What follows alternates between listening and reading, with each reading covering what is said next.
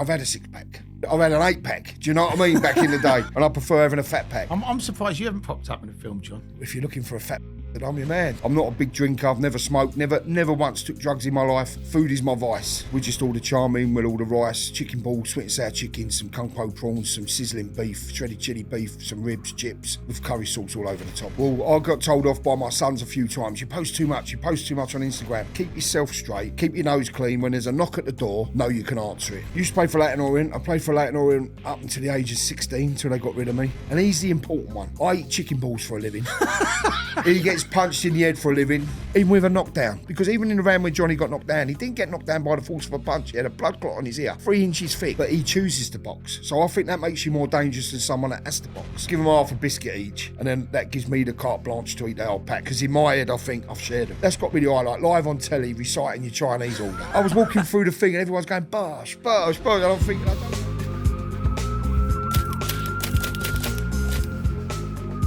Welcome back to the Criminal Connection podcast, and this episode is proudly brought to you by Betovo. Before we get stuck into this week's episode, we're going to give a big shout out to our sponsors. I'd like to say a massive thank you to our sponsors, Wild Crest Events. And we've got something truly exciting to share with you all today. If you're a fan of major sporting events, concerts and festivals, listen up. Wild Crest is your one-stop shop for exclusive tickets and premium VIP packages for all the biggest events around the world.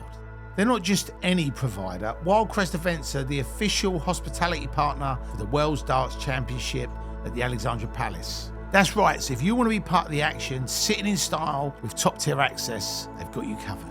Whether you're into the thrill of live sports, the energy of festivals, or you're enjoying world-class concerts, Wild Crest Events has access to the hottest tickets and VIP experiences that you can't get anywhere else. You don't want to miss out on the latest events, so make sure you check out their website. And here's the best part. If you use my code, Terry Stone at checkout, you'll get £50 off your first booking. So what are you waiting for? Get your tickets, grab those VIP packages, and make some unforgettable memories with Wild Crest Events. Head over to their website by clicking on the link in the description below. Use the code, and let's get you to your next big event in style.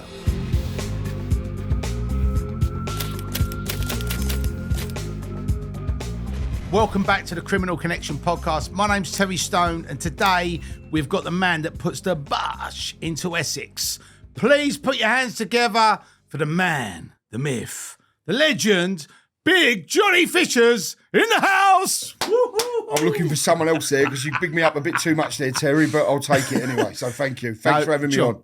Pleasure, mate. Pleasure really to good see to you see again, you, brother. Terry. Yep. Do you know something? It's so funny because a lot of people that will be watching this will be going, oh, you know, it's great. It's got Big John on. But they will only know you, obviously, from popping up at the Brits, shouting at your Chinese. That's a bit weird, yeah. It's brilliant.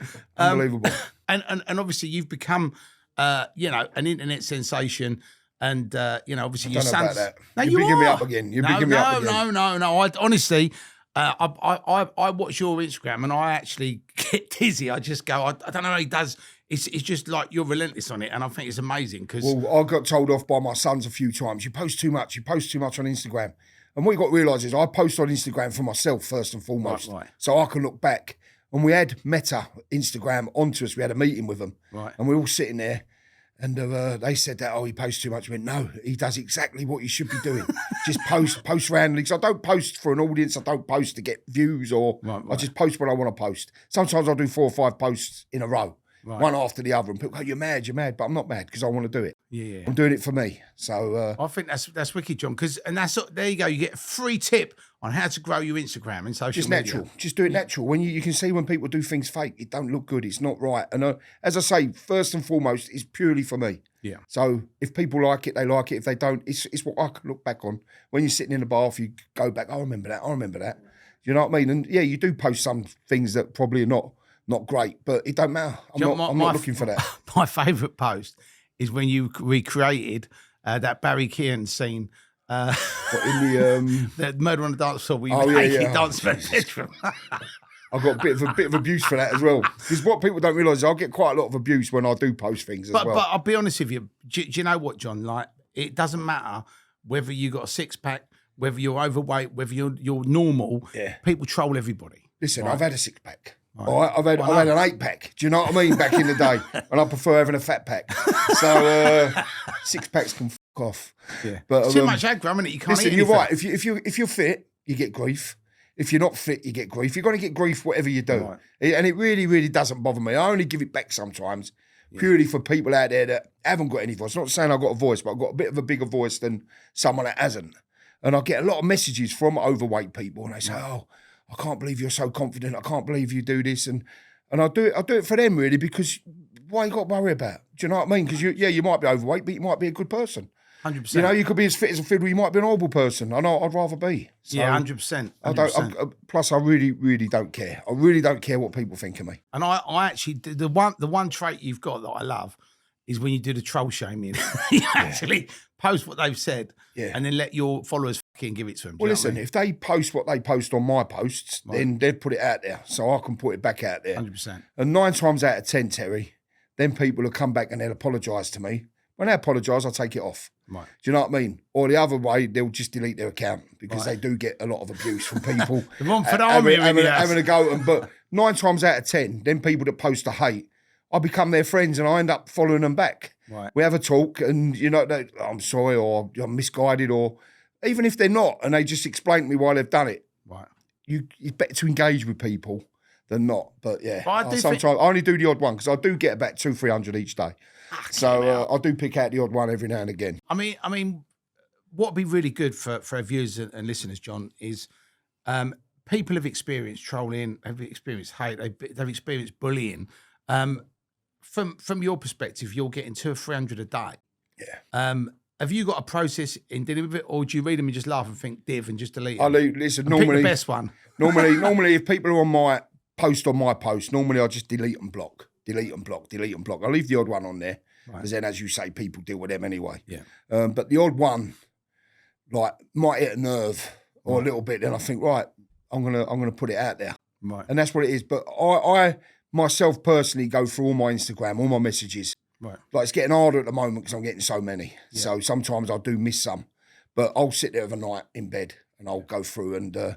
But yeah, most of them you just laugh at because most of them they're faceless accounts. Right. You know, they're troll accounts. They're probably someone you know. The best one is you're fat, you're bald. That's what I get. You're bald, and it's just like, I know. You tell me something I don't know. If I get that, I'll say, yeah, fat, tick, bald, yeah, but I'm not. Now I tick all three. Yeah, like, you've got me.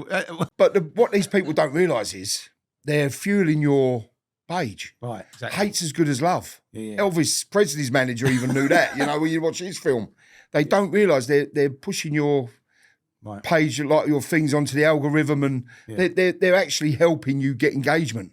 And they don't realise that. If I see something online that I don't agree with or don't like, I'll just go past. Yeah. I'm not going to sit there and...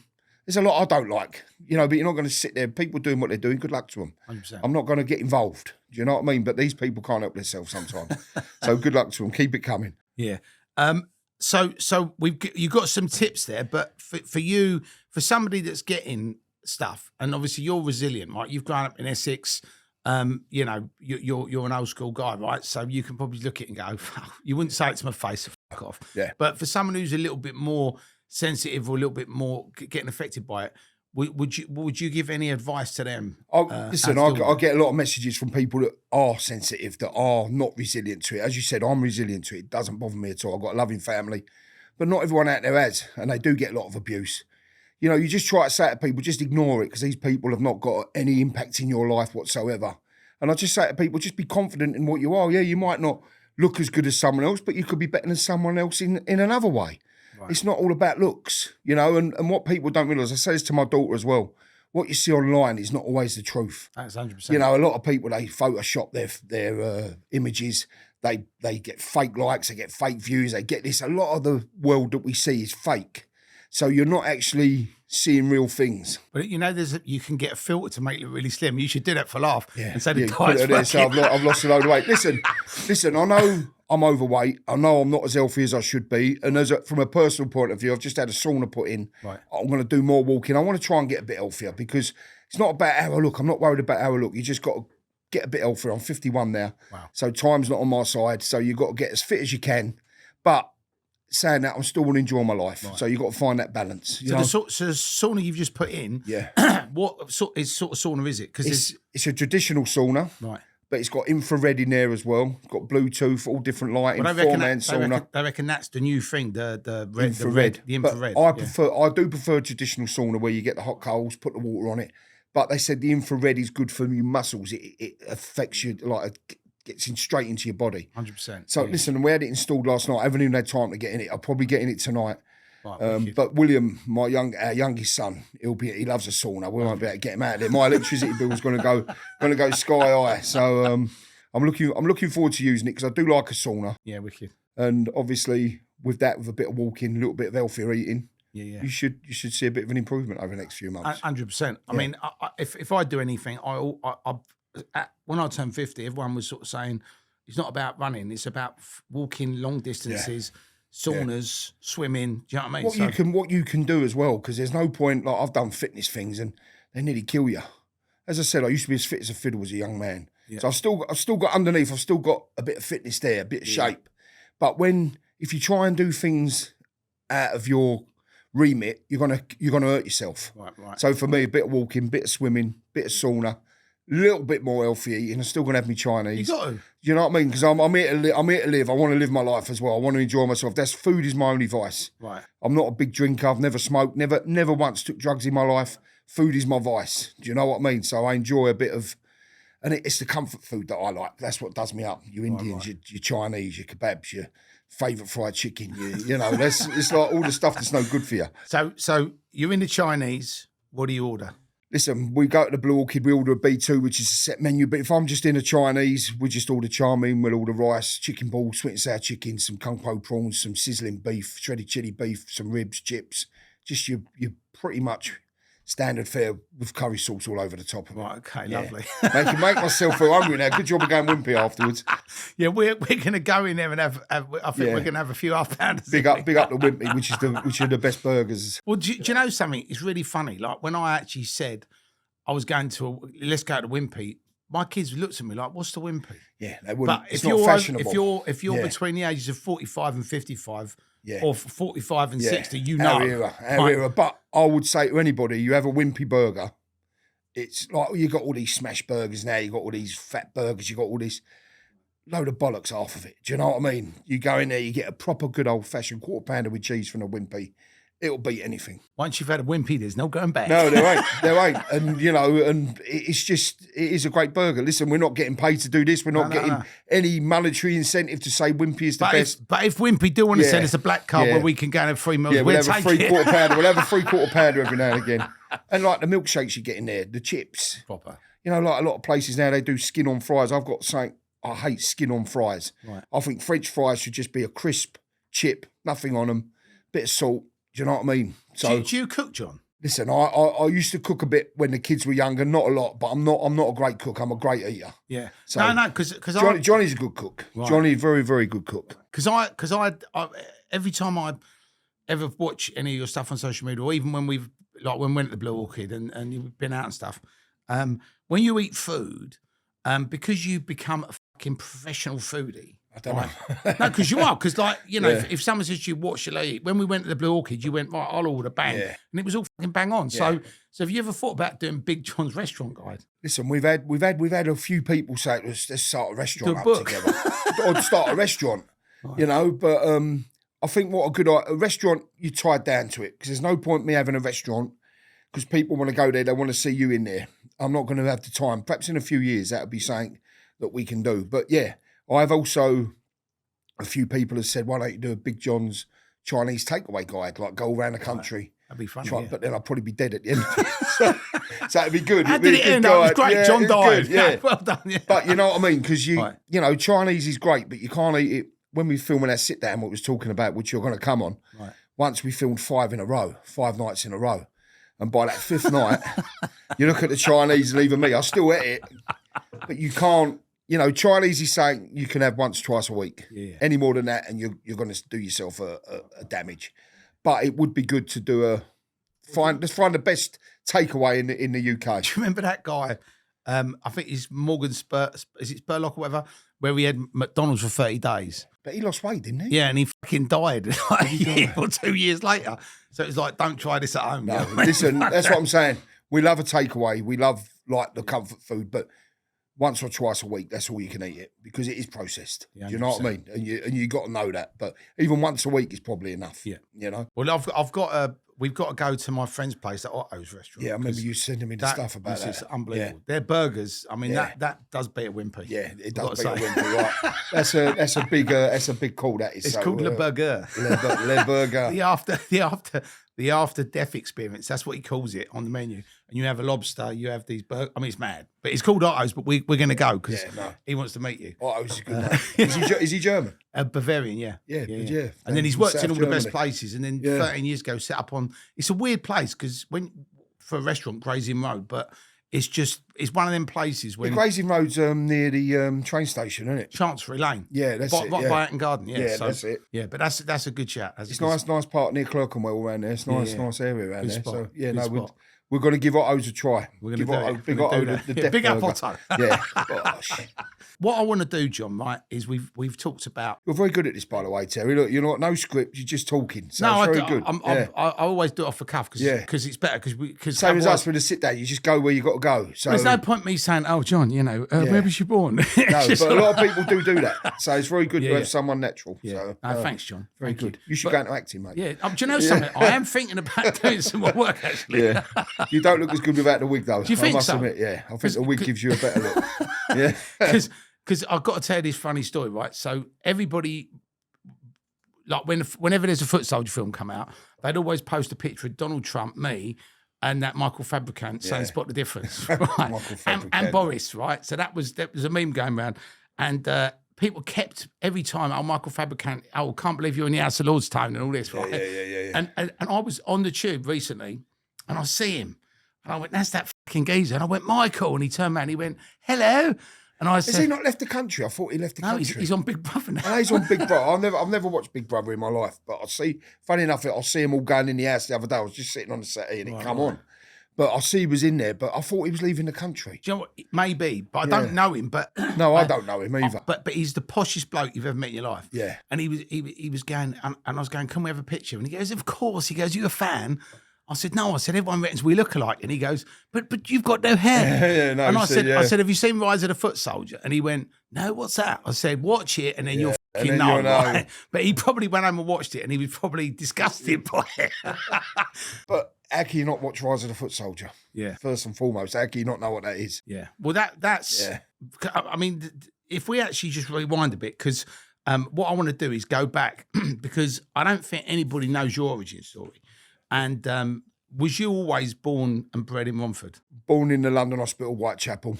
Believe it or not, I was £4, 4 ounces Right. when I was born. I've got 3 older sisters. We lived in Stepney for the first few years of my life, and then my mum and dad moved to Harold, Right. which is like a big council estate in Romford. I was there for a year, then we moved to Gideon Park, where I've been ever since. So all I can remember is Romford. Wicked. But we still got a lot of family in Whitechapel, Stepney Green, Bethnal Green, Wapping, all around there, especially on my mum's side, because a lot on my dad's side now, unfortunately, all passed away. Yeah. But they was Stepney Green originally, through and through. Growing up as a kid, I've seen pictures of you, and you were. I mean, was you doing weights or boxing? Because Boxing. you looked in when you sent me that picture, I was like, you look. Used to play for Leighton Orient. I played for Leighton Orient up until the age of 16, until they got rid of me. But I used to box as well for the Lion. Right. I had one for the Repton, and West Ham. Used to train a bit at the West Ham. So I used to keep myself very fit, and I used to pride myself on being fit. Yeah. Obviously, when you play, I played football quite high level, like captained Essex, captained Havering District, that won like everything they could win. And a lot of players I played football with became professional players. Wow. So I was just never. I was probably a bit too big to be a footballer. I was very good at my position, centre-back, ball-winning centre-back. But like when I was 14, 15, I was like 15, 16 stone. Right. But fit. Do you know what I mean? Now, you look at the biggest footballers, only 13, 14 stone. Right. But I probably wasn't good enough as well. I was good, but the ones that made it probably had that little bit something about them that I didn't have, if you know what I mean. But I used to love it. I used to love football. Used to love boxing. How many fights did you have? I had 10 as an amateur. That's it. Listen, I won, I think I won 6, lost 4. Right. I wasn't the best, but I was all right. Yeah. Do you know what I mean? And for me, as a big boy, you used to sometimes give away age, give And away height. weight. Do you know what I mean? So it's anyone that knows amateur boxing knows that you could lose a fight and you might have won it. Absolutely. Or you could have won a fight and you might have lost it. Yeah. You know, there's a lot of skullduggery goes on. But I just love the sport because I think from the age of 13 up to like 17, kept me off the streets, give me a purpose. And I've still got a lot of good friends Yeah. now that you might not speak every day, but if you see them, Yeah. you go back to that time. Were your parents together? So they didn't break up? They No, was with you? my That's mum amazing. and dad together all the time, you know, strong marriage, old school. Lovely.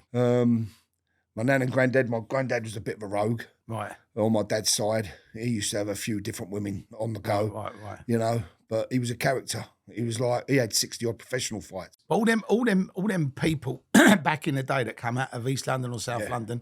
I'm not dissing the North and West London crew, but it was Totally always different. East or South. Yeah. And the characters. You Oh, know, listen, so I can many remember characters. being with my dad and my uncle. He like got done for attempted murder when he was a young man, spent time in prison. But the stories, I used to work with him in the cheese firm and used to be there, and the stories he used to come out with.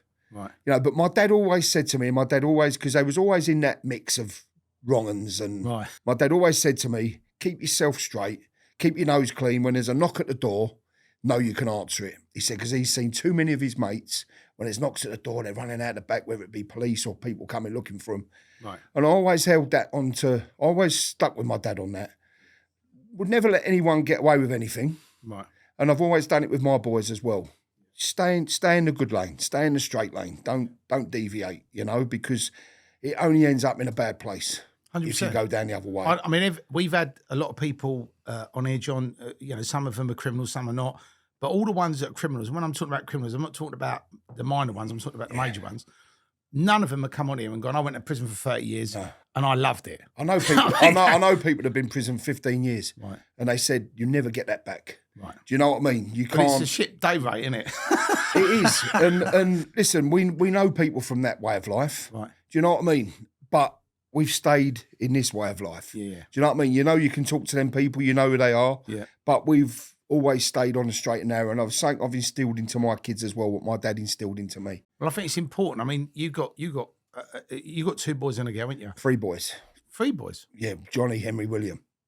You're forgetting No. about William, the tall Sorry, blonde William. one. Yeah. Everyone forgets about him, and he's the biggest one. But he gets the What about No, me? he's all right. He's all right. He's just got promotion at work, so he's Oh, happy. right, so he's happy. Yeah. Thank you. But you know, I also think that when you're, you know, for me, when I went into boxing because that became sort of my family when I was a kid, Yeah. and I was getting bullied at school. Yeah. But it's good to hear that you had a loving family. You were Yeah. brought up and you chose to do boxing. Yeah. And like you said, it kept you out of trouble. Same with kept you Johnny. off the Johnny's streets. got a history degree.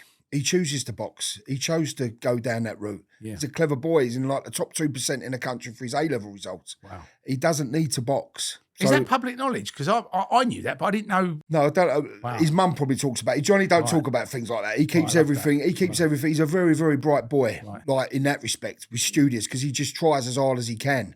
But he chooses to box. So I think that makes you more dangerous than someone that has to box. 100%. Well, I think with You know? when you look at someone like Johnny, you know, I don't know how many boxers have got a degree.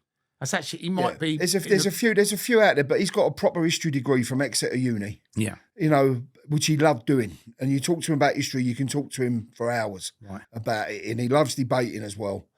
But, you know, just getting back to like what you said about crime, and some people have to go into crime. Some people have got no option.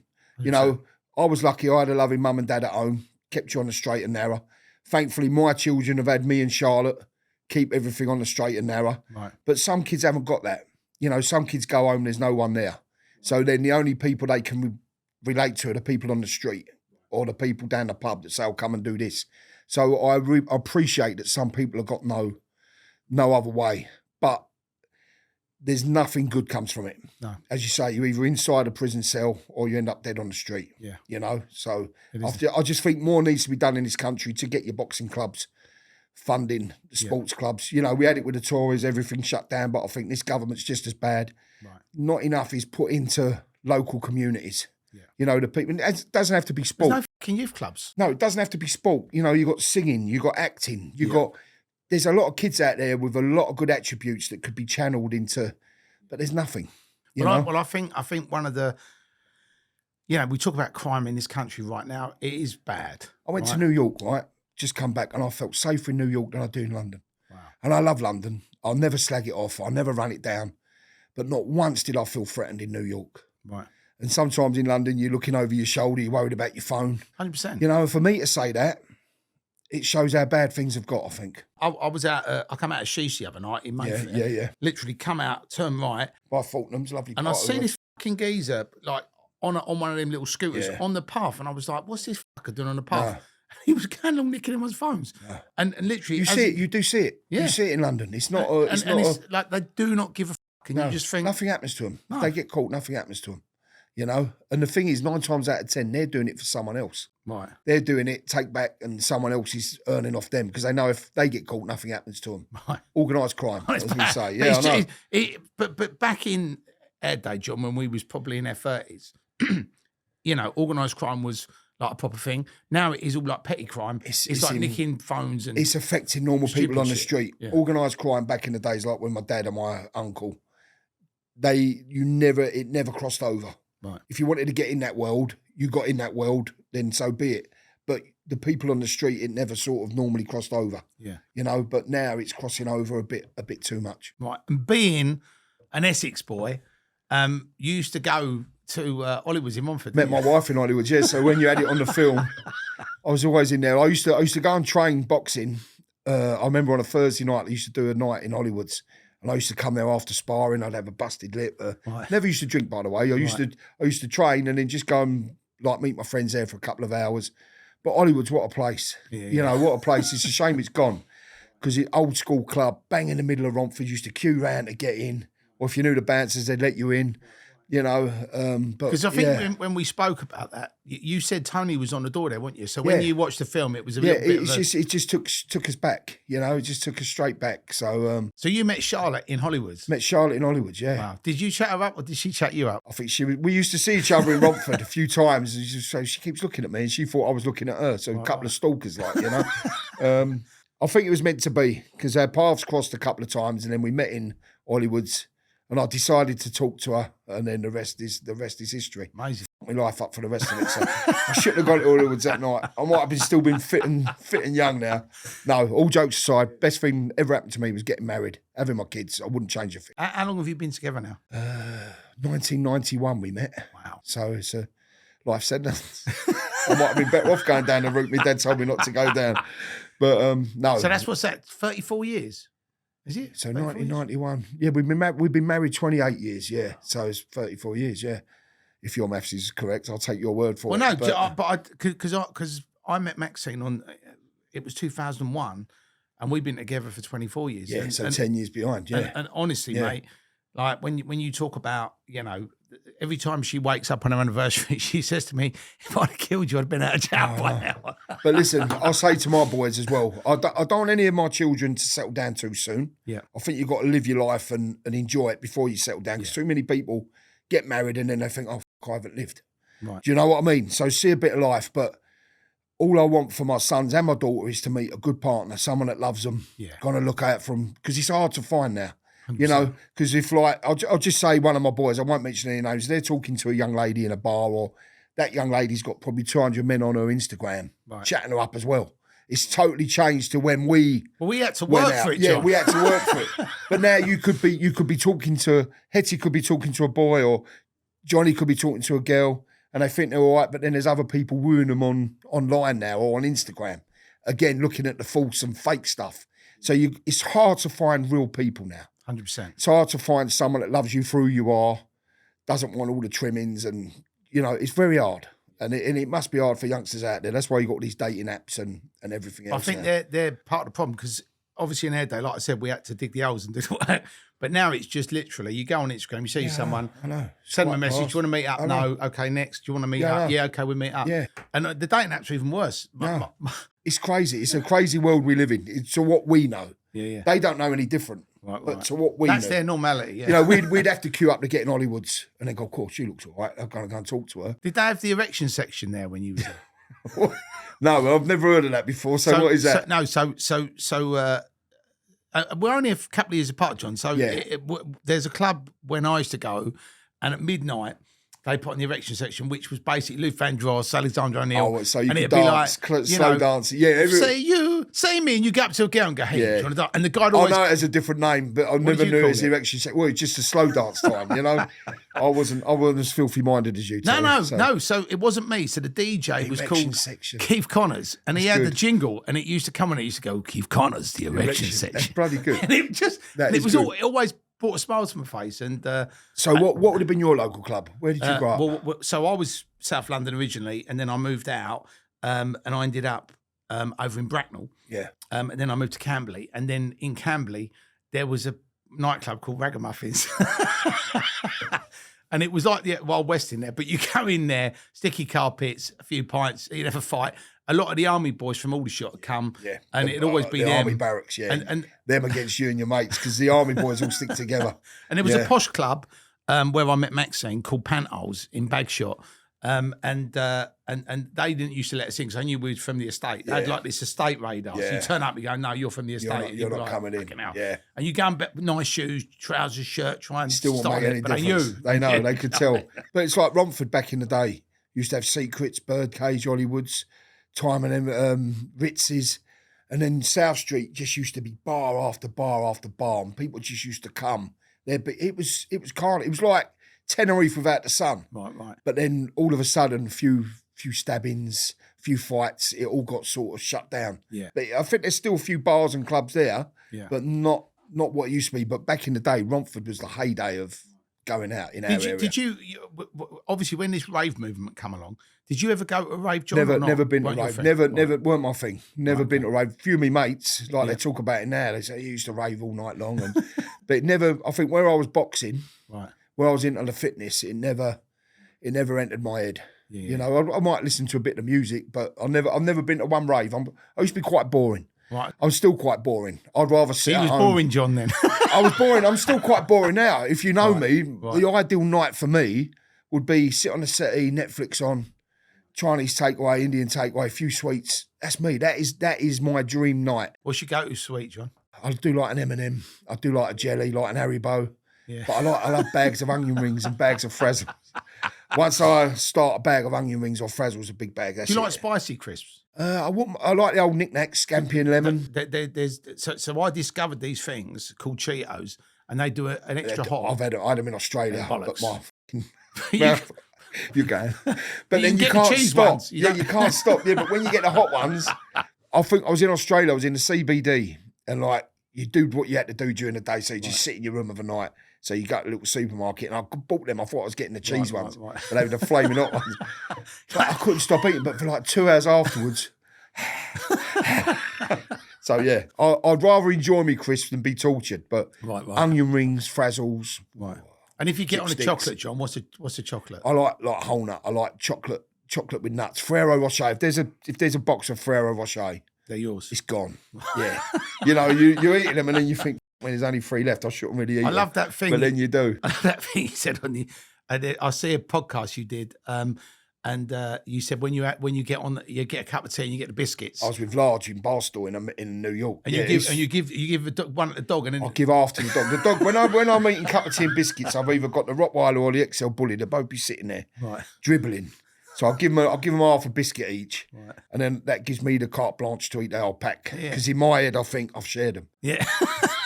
But please tell me, I think I'm not on my own here. Once you open a pack of biscuits like Nice biscuits, custard creams, bourbons, and you've got a cup of tea, you don't know when to stop. No, I mean the custard creams and the bourbons. Like when you have the little mix and match, they're good. Rich tea, I love a rich tea as well, but you can't hold it in too long. Do you like the Cadbury's, the McVitie's with the caramel chocolate? Yeah, I like any biscuits, but for me, cup of tea and biscuits has got to be like the old school: custard creams, bourbons, rich tea, Nice.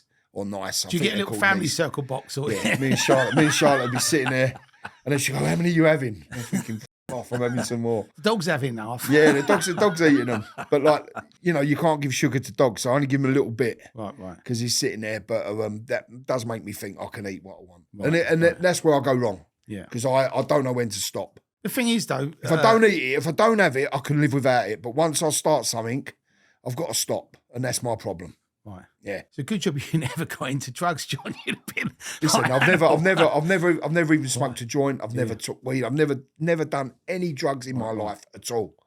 And it's a good job I haven't. Otherwise, I would have been dead a long time ago. I think. At least with the food, it's a slow burner. It's killing me slowly. You know. And growing up in Romford, like you said, you was boxing. When you was sort of in that sort of 18, 19, 20, when obviously everyone gets out of hand. I mean, did you ever, when you were sort of going out and stuff, did you ever sort of see any bad stuff go on, like, you know, fights and stuff? You see lots of fights, but again, Romford was a bit punchy. Yeah, Romford, you had a lot of different sort of gangs and flash boys. But where you boxed, where I was big, people left me alone. Right. Do you know what I mean? People wouldn't bother me. I wouldn't bother them. Right. So you knew who the bad ones were, but they used to leave me alone. And as I said, I never ever looked for trouble in my life. But if anyone come on, they could have it. Right. Do you know what I mean? And that's not me being flash, but back in the day, you could look after yourself. But people leave you alone. Yeah. But this is the truth, Terry. I never had my first pint of beer till I was 25. I never used to drink. Never used to. I was just bang straight down the line. Is that if you have a drink, Johnny, do you have a beer or do you like wine? I like beer and wine. I can have both. And then I like a port. I like a Baileys. You know, it all depends. I haven't been drunk for a long while. Right. But every now and again, it's nice just to let yourself go, especially if you're at home. Yeah. When I could get drunk, it's like if I'm sitting at home, like I said to you, nothing on. Clothes, I mean. Not, I've got clothes on. Nothing on to do, I mean. I've got my clothes on. Just say you've had a Chinese and you're sitting there, put a bit of music on, glass of wine, I could go then. Do you know what I mean? I could sit there, I could get the port out, and I like it. I like drinking in my own house as well. Because you're on your own. Well, also you don't get any idiots, and no. You know, you don't. If you're a little bit tipsy, you want to enjoy it. Yeah, exactly. That's what I'm never. Very rarely have I ever got drunk outside. Right. Do you know what I mean? If I've ever got drunk, it's at home. Yeah. So I know I can just fall asleep on a settee with the dogs and go up to bed. But I think you have to be in the mood for it. Never look to having like a drink. Right. If it just happens. 100%. And obviously we've got some good friends. If they come round, you can have a laugh. And you know, that's what I prefer. It's drinking at home with friends. Even a family like William, sometimes he'll come in from the city, he's had a few, and he'll say, do you want to drop this, Dad? So I'll have a little drink with him. Right. You know what I mean? And then when you talk to your sons when they're drunk, it's hilarious. Cause William offered to pay my mortgage, he offered to pay my gas bill, my electric bill. And I said, no, you're right, Will. And in the morning when he got up, he forgot all about it. What you should have done is you should have recorded him. Oh, and then in the morning go, Will, do you know what you said last night? You've actually for said someone that don't pay any rent or rates or even food in our house to be offering to help pay. That's what drink can do to you. You talk a load of bollocks. And when you sort of settled down with Charlotte, what was you doing as a job, John? Was you in the cheese firm? My first job when I left school, did my A-levels, I went and worked up the city for a Japanese bank.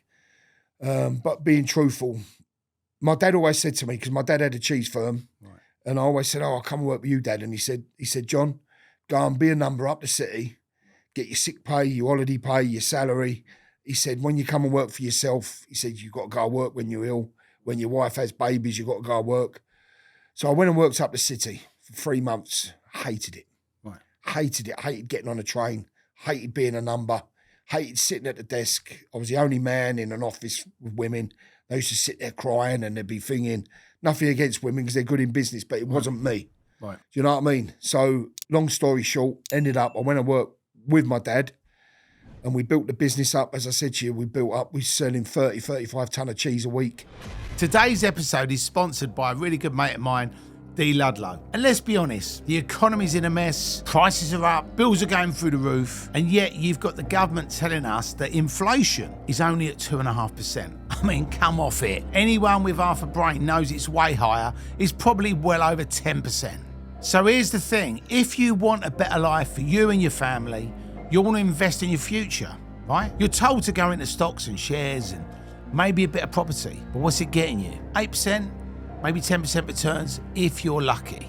That's why more people are clocking on and buying businesses instead. Real cash flow, real ownership, and real returns. So I said to D, can you put something together for all the Criminal Connection podcast crew? And he's delivered. It's called the M&A Toolkit. It shows you a step-by-step guide on how to buy a profitable business, even if you've never done it before. And here's the best part, it's completely free. That's right, the Podfather is giving it away. So make sure you click on the link in the description below, grab your free M&A toolkit and start thinking bigger. So when you was driving the vans with the cheese, did you have that cheese song on? That weren't made then. You got to realise when we was doing the cheese, and no social media influence. I'm never on Instagram. I weren't on nothing. Just me doing our job. It's hard work, the cheese. Right. But it put a roof over our head for 20 odd years. Right. It put food on the table. But it was a lot of stress, bad debts, people knocking you who you trusted. People come to my wedding, bloody knocked us for money, and it's like a lot of money. Right. A pallet of cheese, £4,000 or £5,000. You'd be lucky if you earned £200-300 by delivering it, packing it and selling it, And people used to say, I think you're mad, but it's what you knew, And then obviously in lockdown, we got into the meat. We sold loads of meat. Still had no online presence then, And trust me, if you've had an online presence, it's made it a lot easier because then people would have wanted to buy. You could have put your prices up a little bit. Right. But I've been too honest, I suppose, because I've always tried to be fair with people. And sometimes you can be too fair. Right. It's like the person that knocked me. I won't mention their names. I know who they are. If I see them, dirty bastards. I used to sell them. I used to get butter in for them because they couldn't get it from this supplier. I used to get butter in for them, deliver it to them, not put a penny on it, and then they knocked you for 12.5 grand. Do you know what I mean? And you're doing them a favour. Right. And these people sold 2 warehouses, had like £1 million, still didn't pay. It's not as if they didn't have the money. Right. Because some people go pop, they ain't got the money. It's the last resort. And I can see that if someone's got nothing, but when you go pop on purpose, that's not good. Do you know what I mean? And you've got a lot of money in the bank and you're not looking after the people that look after you. You're driving around in your Ferrari going, sorry, mate. Exactly that. Now, listen, we've had people go pop and they've lost everything. Right. Do you know what I mean? And then you feel for them in a way. When you're talking about cheese, right, it's made me laugh because did you see a few months back, there was it was like a cheese heist. Did you see that? It's worth a lot of money though. That's what I said to you. But it's just, I know, you don't think about it. It's just crazy. Cheese now, I think like I still do a bit through my main supplier, J.S. Bailey. I don't do it physically, but we still phoned me up yesterday, funny enough, asking about someone. So it's still there, the cheese firm, but it's like about £6,000 a tonne now. Wow. So if you've got a lorry with 20 tonne on, times 6,000, right.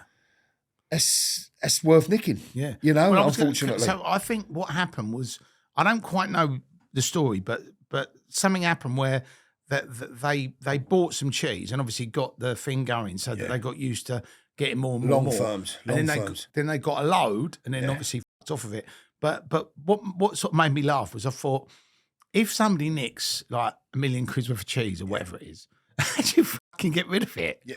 I mean, you'll be surprised, right? Because like we in the trade, like we had a warehouse in Barking. You always had to be careful. They call them long firms. Someone used to come on, I want to buy cheese off you, and the first thing that rings alarm bells, what's your price on cheese? You'd say price, and the first alarm bell, oh yeah, that's all right. I'll have a pallet.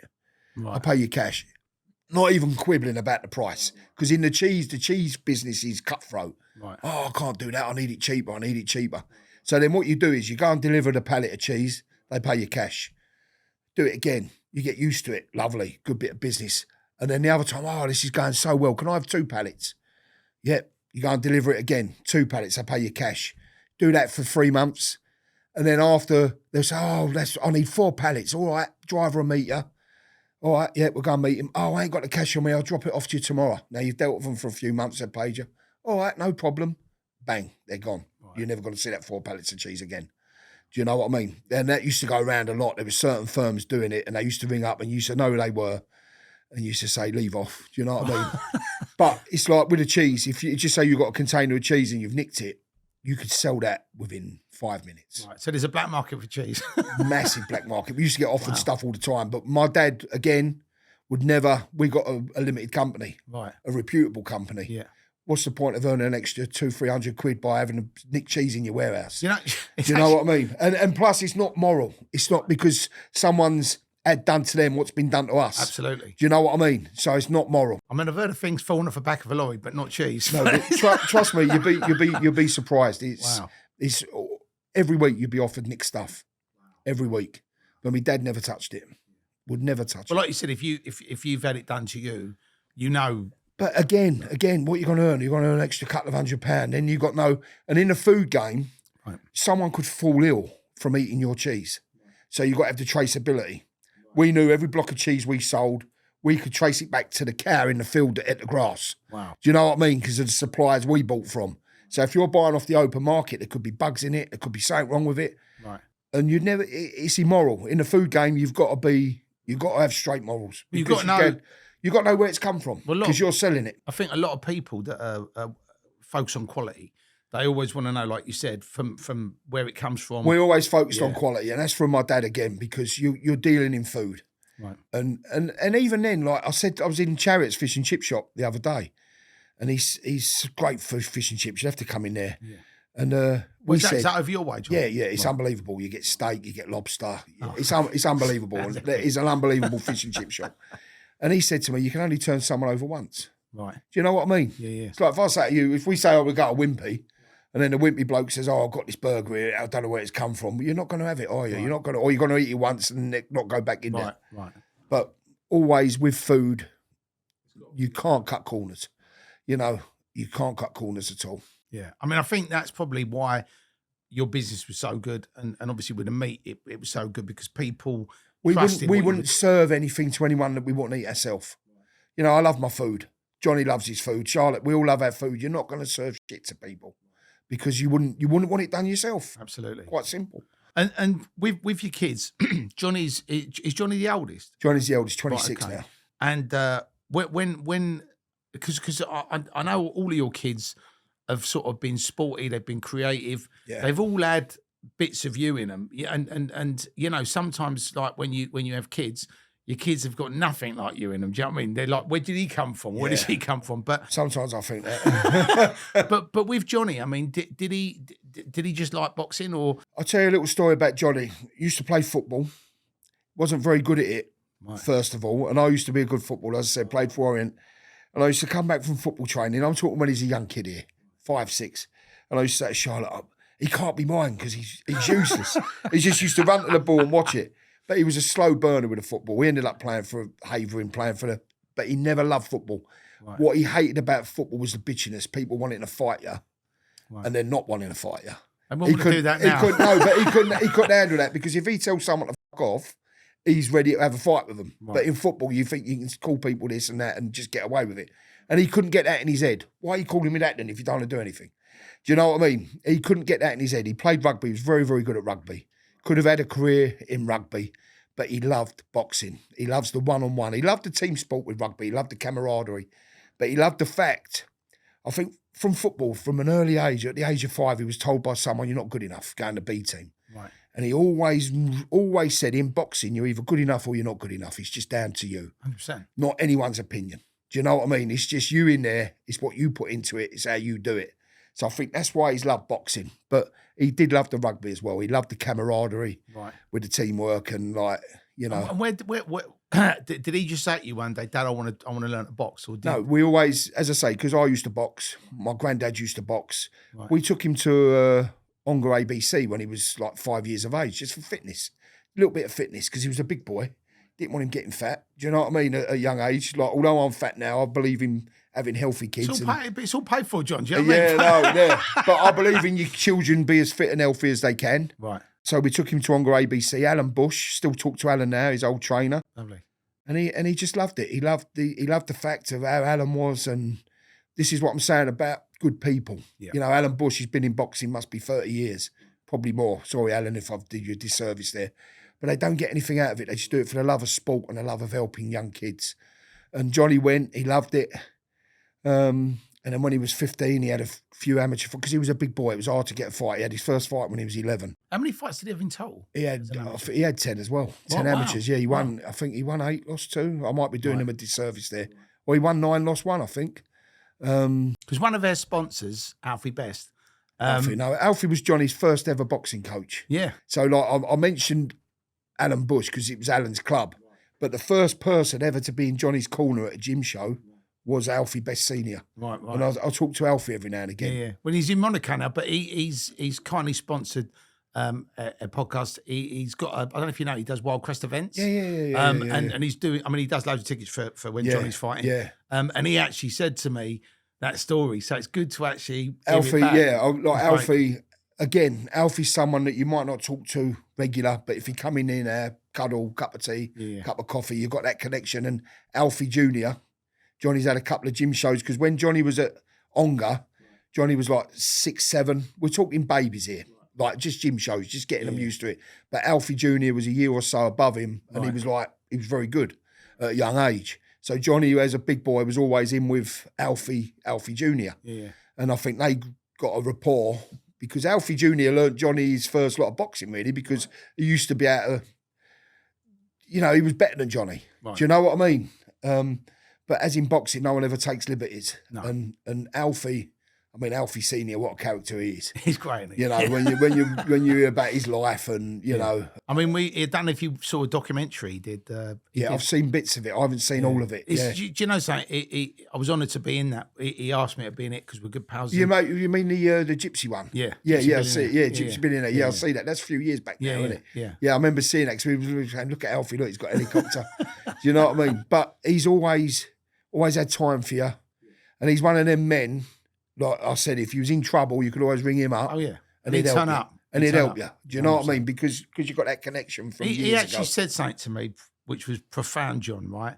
And and you'll get this. Like we don't see a lot of each other, because obviously you're in Essex, you're busy, we're all doing our stuff. And you're in the Badlands, south of the river. Yeah, but Bandit country. Bandit country. But when you get together, it's like you've never It's really, like you've never been apart. It was yesterday. Yeah. No, but yeah. he said to me, he said you know when you've got real friends, because you don't have to ring each other every day. No, you have to be around it up people's arse every day. How That's are a you proper driving friend. everyone mad? That's You a just proper turn friend. up when you're friends. You see each You other. just you're carry like, on. You just carry on, and you've always got something to talk about. Your family, your kids, your interests. You never. It's proper friends. Yeah, and he, as you know, he's massive. He just loves boxing. I mean, it's his he's thing, always isn't at it? Johnny's fights. Do you know what I mean? And as I said, he was the first person. Although Alan was Johnny's first coach, Alfie Best was the first person in his corner at gym shows. Wow. And Johnny's never forgot that either. And when did he decide to turn pro, or was it just? It was by chance, really. Right. He was, as I said, he's got a history degree. He was in his final year. This is before COVID. He's in his final year, and he comes down the stairs. I always remember it. Me and Charlotte are in the front room. He comes down. Johnny's a very homely boy. He was always at home. Never really went out much. He come down. He said, "God, Dad, I've just had a phone call from Sam Jones. They want me to go to Vegas to spar Joe Joyce." He'd sparred Joe Joyce a couple of times, but it was at the time when he was doing his final things of his degree. Now, he was on course to get a first in his degree. Right. So I said, "All right, Johnny." I said, "That's good, but your degree comes first." I said, "Go and talk to your university, see what they say." And he went to the university, because he had to go out there for 6 weeks, and he had to have permission to go. And they said, "Yep, you can go, Johnny, but you do know you'll probably sacrifice a first, and you'll end up with a 2-1. So that's what happened. Right. He went out there, he got his 2-1 in his history degree, even though he was out in Vegas for 6 weeks with Joe Joyce. And he done so well out there, sparring against Joe and some other Americans, that Adam and Sam of S-Jam said, "You fancy turning pro?" Wow. And he just finished his degree, and he said to me, "What do you think?" I said, "Give it a go." Because we always knew he had a lot of power. Right. He had a lot of power. He was like, his last few fights, he was knocking people out in the first round. And you knew he had that dedication. But he wasn't polished. He was quite raw. Do you know what I mean? And that song, I mean, obviously from his first fight, he always used to come in with a country road. That's from his university. That's from Exeter Uni. That's like a song they used to play. First amateur fight he had for Exeter Uni, we went down there. He was at a place called the Lemon Grove. He sold 500 tickets. About 400 people from Essex all come down. And I said to Johnny, I said to Johnny, that's where it started. And this is the gospel truth. He fought a big bloke called Milton Vita, good bloke, big bloke. Johnny stopped him in one round. And it was, the atmosphere was carnage, was chaos. And I remember Johnny come over to me, and I said to him, my exact words to him were, "Breathe this in, Johnny, because you might not ever experience this ever again." And up until this day, like he's headlined at the Copper Box, which was truly amazing. That night at the Lemon Grove, you still get tingles on the back of your neck when you think about it, even though it's only in front of 500 people. It was, we got videos of it somewhere. It was unbelievable. Well, all the fights that I've come to where Johnny's been fighting, I mean, people, as a boxing fan, I used to follow Ricky Hatton around, right? And when I actually went to his fights, it was like he had his he had his Manchester Army. Yeah. And I think that's what Johnny's kind of Johnny's similar. He's not at that level yet with what Ricky did. Like Johnny took 400 to Las Vegas. Ricky took thousands to Las Vegas. So you're not trying to say you're at that level yet. But the copper box against Babbage was fever pitch. Right. I was in there and I'm thinking, oh my God. And they're there for your son. It's amazing. It's surreal. Like me and Charlotte sitting there and we both looked at each other and said, I just can't believe this. And on May the 17th, I think it's going to be top because there's 1,000 more people in there. And after what's been on with the first fight, with a lot of the shit that Johnny's took from certain people. Well, I saw that fucking Gareth Davies. I mean, because total fucking, they keep saying on TalkSport, Simon Jordan, oh, the Fishers won't let it go. We've let it go. They keep inviting us on. Come and talk to Gareth. Come and talk to Spencer. Don't want to talk. Talking's done. You've done your talking. They just want more views off you. Of course. Do you know what I mean? But they don't realise you've done what you've done. Good luck to you. Not giving you no more airtime. They keep going on about it. And they're saying on their headlines, oh, we won't let it go. We're finished. We don't want to talk about it no more with you. But that Gareth Davies, I mean, I saw what he was saying and I don't know. I just think he didn't even watch the first 4 rounds. But the issue I have with people like that, same with Simon Jordan, right? Lots of people, he thinks he's an expert in boxing. Yeah, and they're right? not. But if you look at what he did with Crystal Palace, right? He fucked that up. I just don't, when people say to me, oh, Simon Jordan, I said, Simon Jordan's got no relevance to me at all. He's a posh prick who's got no relevance in the world of anything. Right. The only relevance he's got is to try and piss people off. But I think that's his thing. I mean? I think he does it and that's how he gets his... so that's all it is, do you know what I mean? But good luck to him. Don't wish him any harm. Don't wish Gareth any harm. Don't wish Spencer any harm. But if they fell down the stairs, you'd be happy. If they fell down the stairs, I wouldn't pick them up. Let's put it that way. But the trouble is, they started off a lot of hysteria. Right. And it was a close fight. And I haven't got a problem, I've said this, with anyone that thinks Johnny won it by a round, Dave won it by a round or a draw. It's a close fight. But they're shouting out, robbery. And then they're saying themselves, Johnny won the first 4, possibly the 10th. Well, you're saying he's won 5 out of 10 rounds. So how can it be a robbery? Even with a knockdown. Because even in the round when Johnny got knocked down, he didn't get knocked down by the force of a punch. He had a blood clot on his ear, 3 inches thick. And he had no balance from round 5 to round 10. Couldn't stand up. And credit to Johnny for fighting back and standing there, because the doctors, when they come out, said, we can't believe you've got through that fight with what you've got on your ear. Well, look at Dubois. When Dubois got that injury, he went down on one knee and said, that's it. Yeah. Right? Johnny could have done that and he didn't. Right? He didn't. But listen, even that with Dubois, Johnny was Joe's main sparring partner for that fight, so we wanted Joe to win. Right. But people slagging Dubois for that. His eyeball was rolling around in his socket. No, I think I would have sat down. Do you know what I mean? He needed help from his corner that fight, didn't get it. So he's a young man now. Look how he's redeemed himself. Amazing. I'm a massive Dubois fan. And we never slagged. We wanted Joe to win that fight, right? Not hiding from that, but we never slagged Dubois off for going down on the knee because he probably had no option. He's feeling his eyeball rolling about. It was like when Billy Joe Saunders fought Canelo. Yeah. And he got done with an uppercut. Yeah. People all go, oh, you quit. But when you're getting punched in the fucking face and you've got a life-threatening injury. You get in there and do it. Yeah. But people are too quick to... Because one thing, Johnny didn't quit. He didn't show any sign of quitting when he could have done. He said to me, he was in the change rooms afterwards, he's crying, right, to me and his mum. That's it. No one else in there. I haven't let anyone down, have I? I haven't let anyone down. I couldn't stand up. He got up to stand up. He fell back. He had to go to the hospital, have an operation. People don't see that. He wouldn't quit. Do you know what I mean? And when you watch the fight back, Terry, we analysed every round with Mark, Adam, Sonny.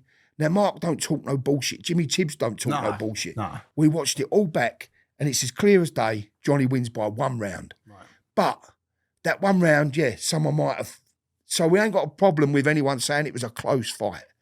But the hysteria that come from that, it just amazes me. And then they want to invite you in to talk. Do you know what I mean? And you feel like saying, what planet are you from? Right. I know they're all about views and clickbait, but... listen, there's a lot of people on that fight said they thought Dave won it. We had dinner with George Groves in Dubai. He said, yeah, I honestly thought Dave won it by a point. Is that why you give him the ginger jokes? Yeah, no. But I ain't got a problem with that, Terry. Do you know what I mean? People like, I look like I'm the one throwing my toys out the pram. I've got the problem with the idiots acting hysterically. Do you know what I mean? Hamza Shiraz, good friend of ours, got a draw the other day when he looked like he lost the fight, right? You wouldn't go online and start shouting and hollering, but talk sport quiet as anything. Not said a thing. But with Johnny, everyone wants to. David Adelaide's won the British title with a shot when the ref said break. There's not half the hysteria as Johnny winning a close fight. Do you know what I mean? Yeah. I mean, I watched that fight, and I watch all Johnny's fights. Yeah. And if I can come, I'll always support. Yeah, but you have done. But when I saw that fight, you know, I actually thought, you know, Johnny's actually fucking going up in class, and a lot of people. It was. Probably, Dave's a good man. Dave's tough, you know. He's not some bum. Do you know what I mean? And he had retribution on his mind because after his last fight against Clark, where he quit on his stall, his granddad wouldn't talk to him, and his granddad died. Right. So he wants retribution, and it obviously against Eddie Hearn because Eddie Hearn's dropped him. Now Johnny's his thing. Right. So it was all for Dave, and Dave showed his worth in that fight. Well, he was a great prospect.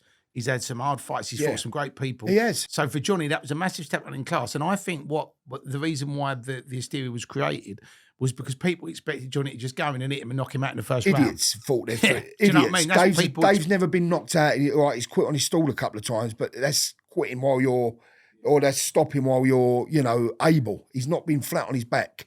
Never been knocked out, and he's been in with some good people.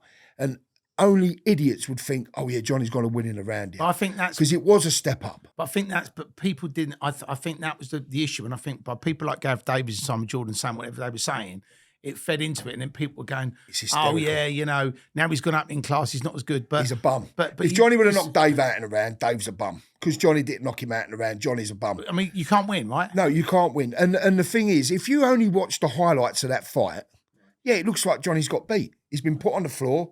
Couple of the bigger punches were from Dave.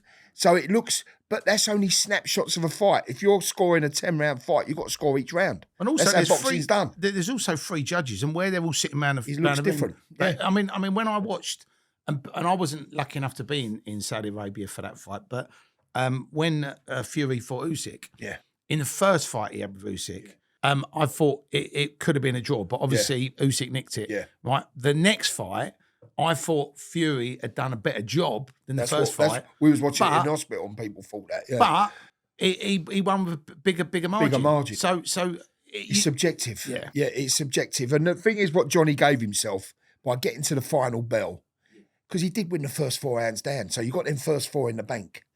So to get to the final bell, because Dave as well, a couple of them rounds, like you watch round 6, Johnny wins it hands down. Do you know what I mean?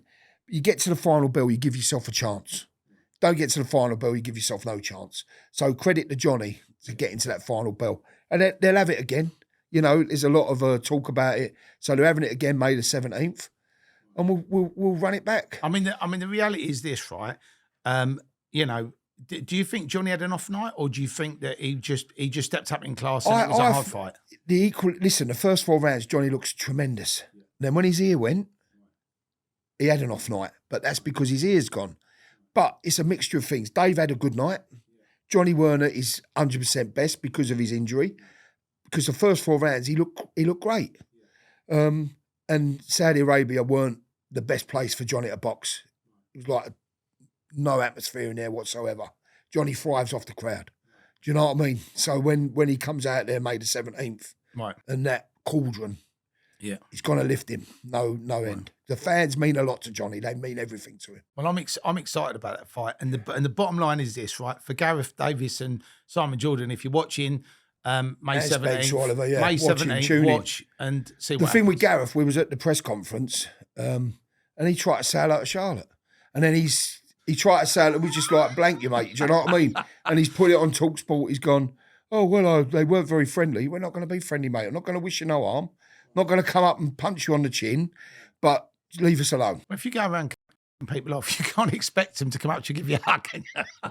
Listen, he sat in our house, he's had dinners, there's stories I could say, I'll keep my mouth shut. Fair enough. Do you know what I mean? because if people want to act like that, they act like that. And then he said, oh, yeah, I was in... Again, he went, it's in the heat of the moment when I said it. And then he had another interview over there. He went, I stand by everything. Mate, You either stand by your words or you don't. Do you know what I mean?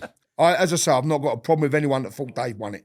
A lot of people did, right? Johnny got the nod.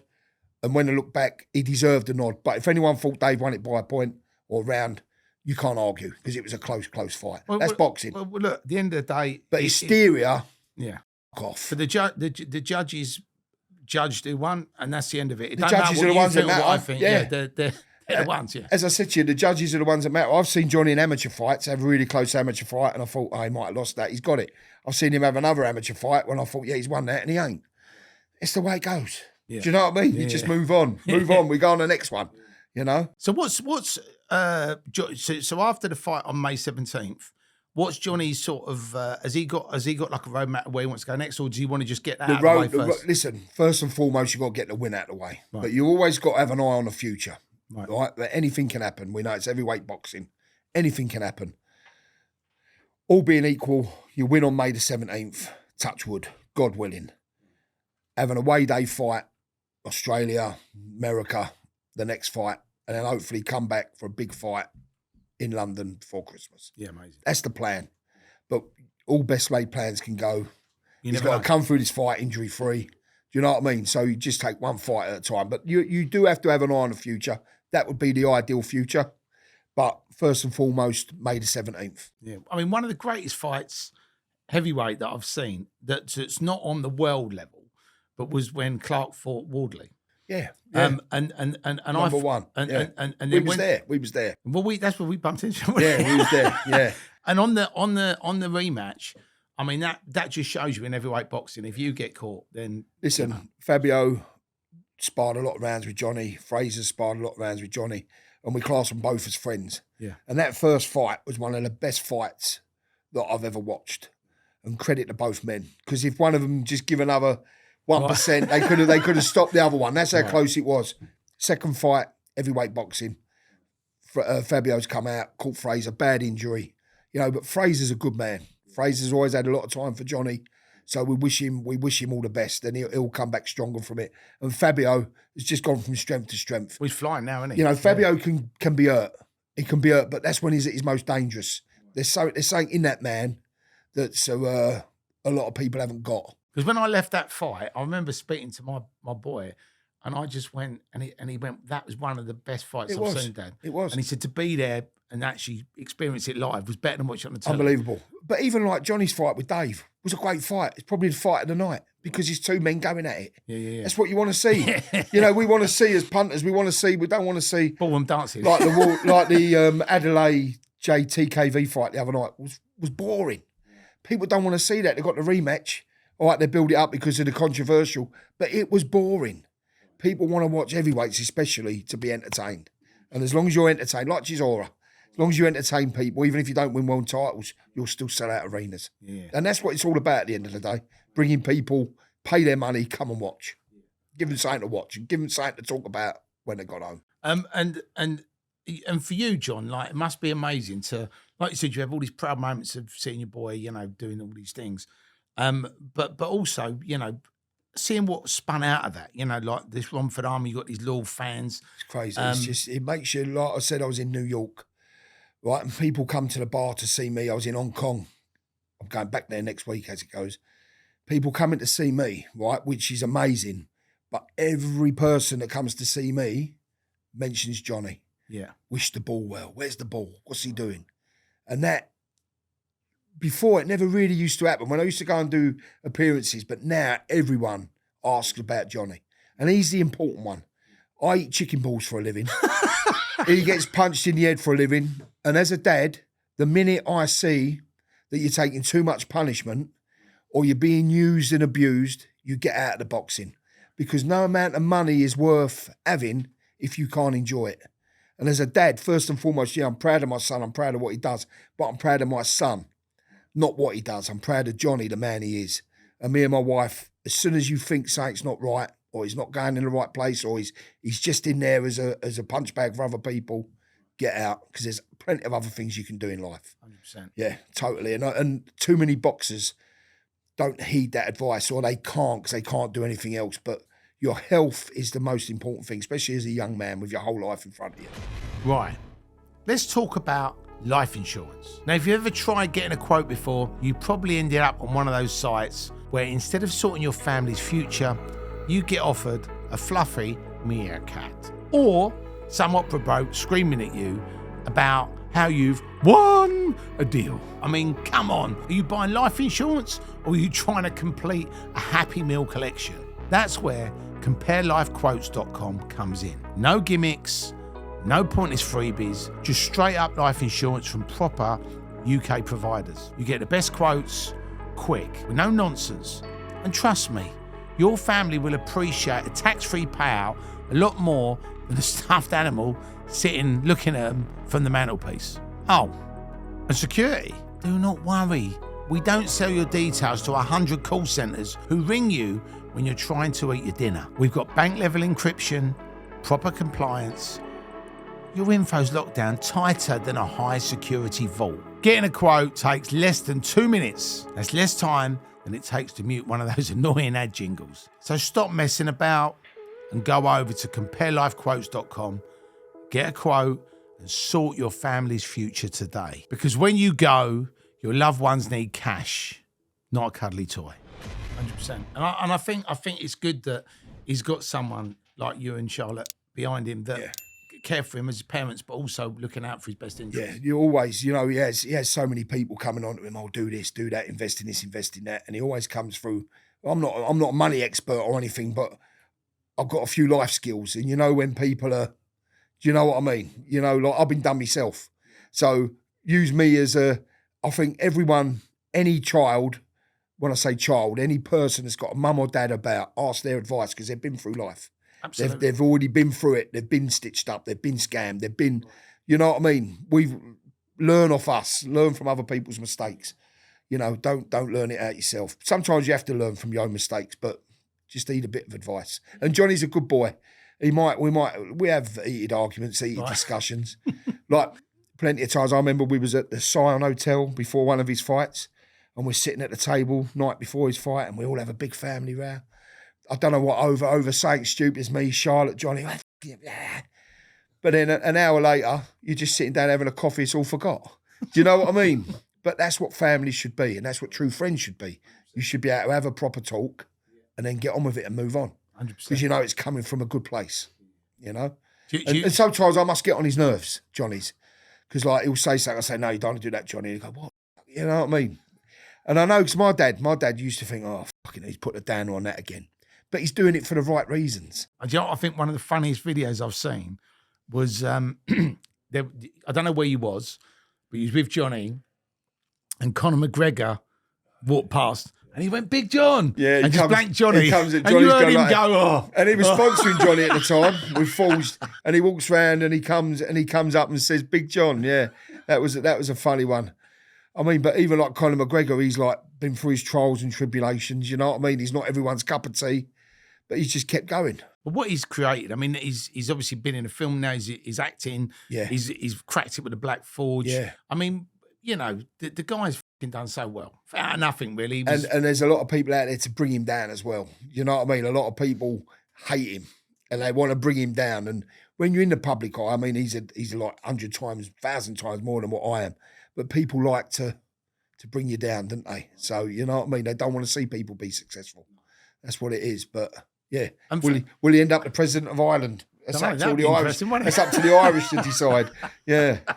And for you, John, we talked about this in the beginning of the interview, and I wanted to go back to it because when do you think because obviously in the beginning you post bits on social media, but what inspired you to actually go, you know what, I'm going to have a laugh with this. And like you said, document your memories. Because in the old days, you used to have fucking cameras, didn't you? I was talking about that the other day. We said, remember, you had to, like now, if we were on holiday, you take a photo shot, go, no, I don't like that, delete it. Right. Before, you had no fucking chance. Yeah, do you know what I mean? You just take a photo and it'd be a week later when you got them out, the developers, you see your photos. But that's another thing. Back in the day when you got your photos out, no one ever moaned about how they looked. No. They used to remember it and go, oh, that was good. Now we're all too... oh, that don't look good enough. That don't look good enough. That don't look good enough. Yeah, listen, I had a couple of videos that went quite big, And then you start getting nightclub appearances from it, Right. like with students and all that. And then you go to these and then it just starts spreading. It's like a natural chain reaction. But as I said, I've only ever posted on my page what I want to post. Do you know what I mean? And sometimes I do post stuff that's not relevant but I might just be sitting there, I want to put it on, you know? So do it. And obviously you become like the Bosh Father. and you know, that thing when you did the French thing, that always kills me when you go, je m'appelle Johnny. Oh, yeah. That's done. I was in big shout out to Henry Oscar Moores, you know, the young kid that walked from Ibiza, from Manchester to Ibiza. Right. He did it for charity for Tony, I think his name was, a young boy who was like abused. So he's doing it again. He's doing it again from Manchester to Ibiza, but now in flip-flops, so it's current. He's just started again now.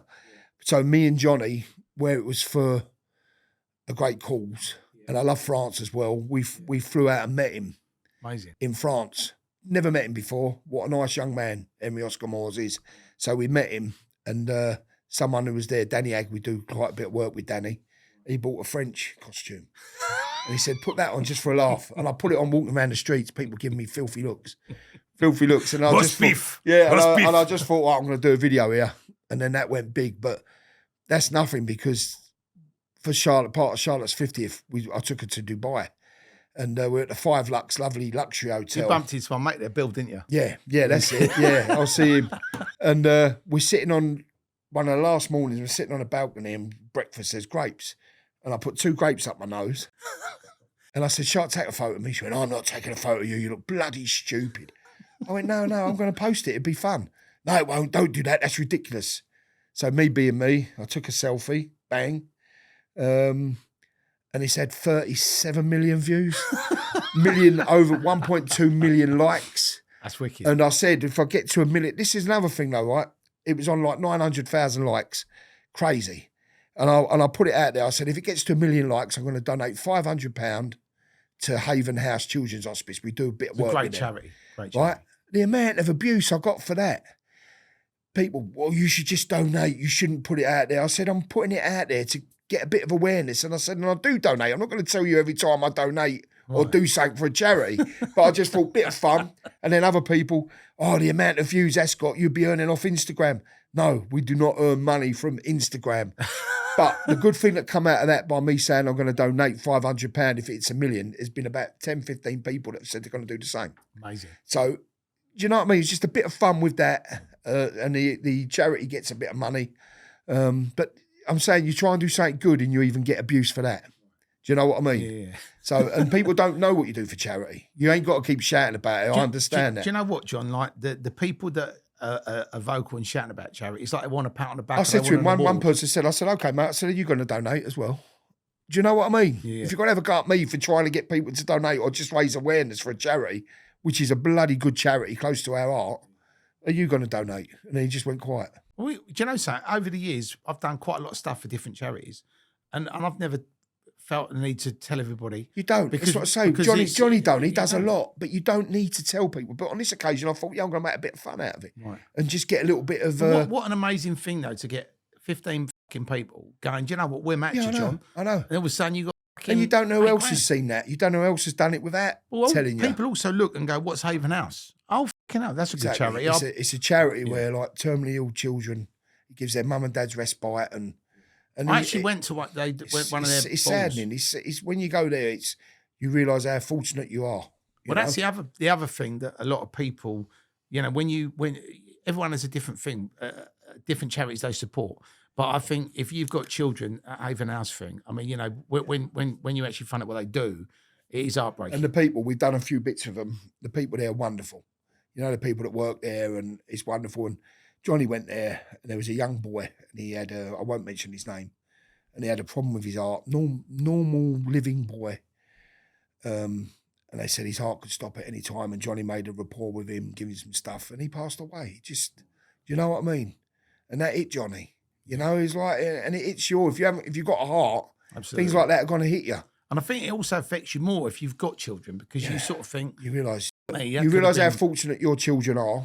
Do you know what I mean? Firstly, being fit and healthy. Secondly, having supporting parents, and And there's, as I said to you before, there's a lot of kids out there that haven't got that, you know. And Johnny, he hate me for saying it, he tries to go to like underprivileged areas as well, and help some kids out. And I think that'd be something he could do after boxing. Well, I think one of the things that a lot of, like there's a lot of stuff in the press recently about cost of living and people, can't afford to put food on the table.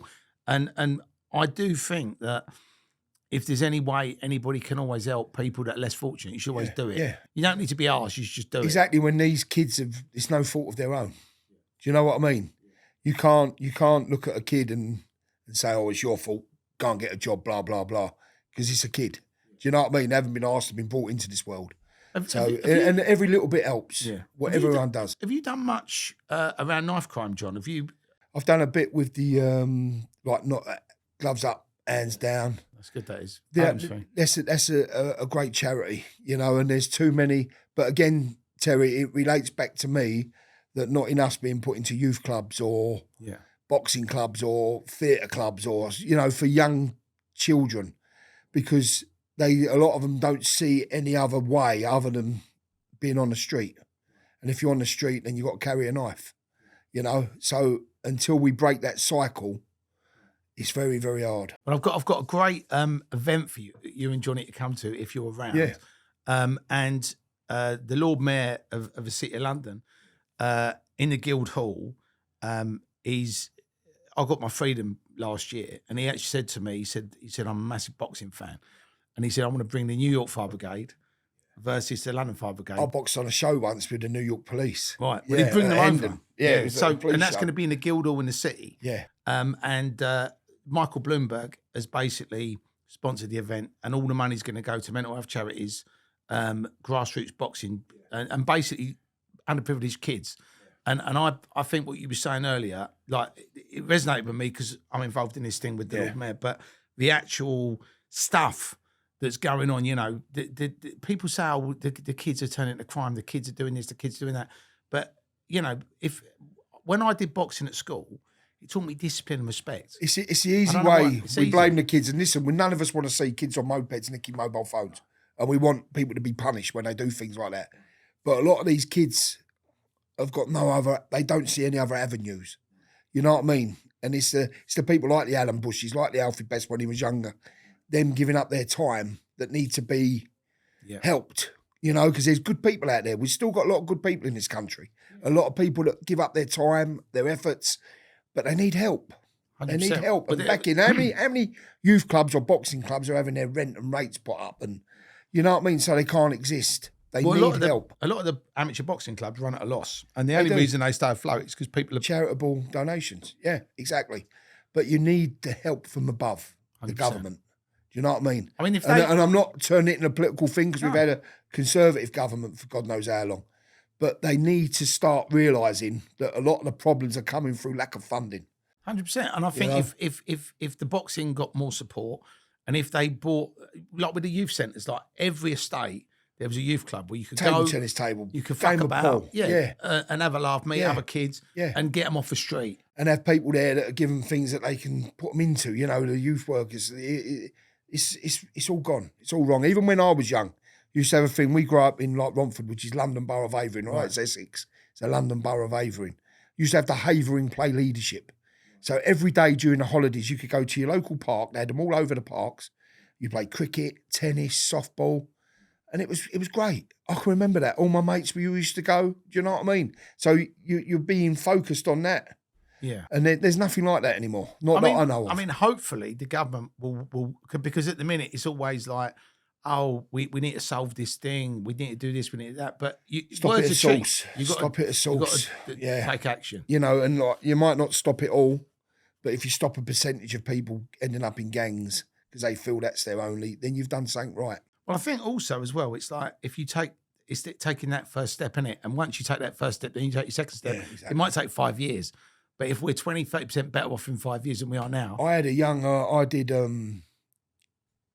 nightclub appearance in Bristol, and had this American football team coming from one of the unis, and had one of these, I won't mention his name, young kid from Hackney, but he's in Bristol, big black boy, looked like Mike Tyson, right?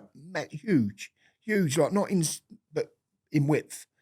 And he come down and he talked to me and he said, I want to take up boxing. He said, but I'm with the American football team and they're all having a go at me because they're saying I can't do it. I said, listen, if they're your mates and you want to take up boxing, they'll accept it. You take up the boxing. I spoke to him for about 20 minutes. We still keep in touch on Instagram.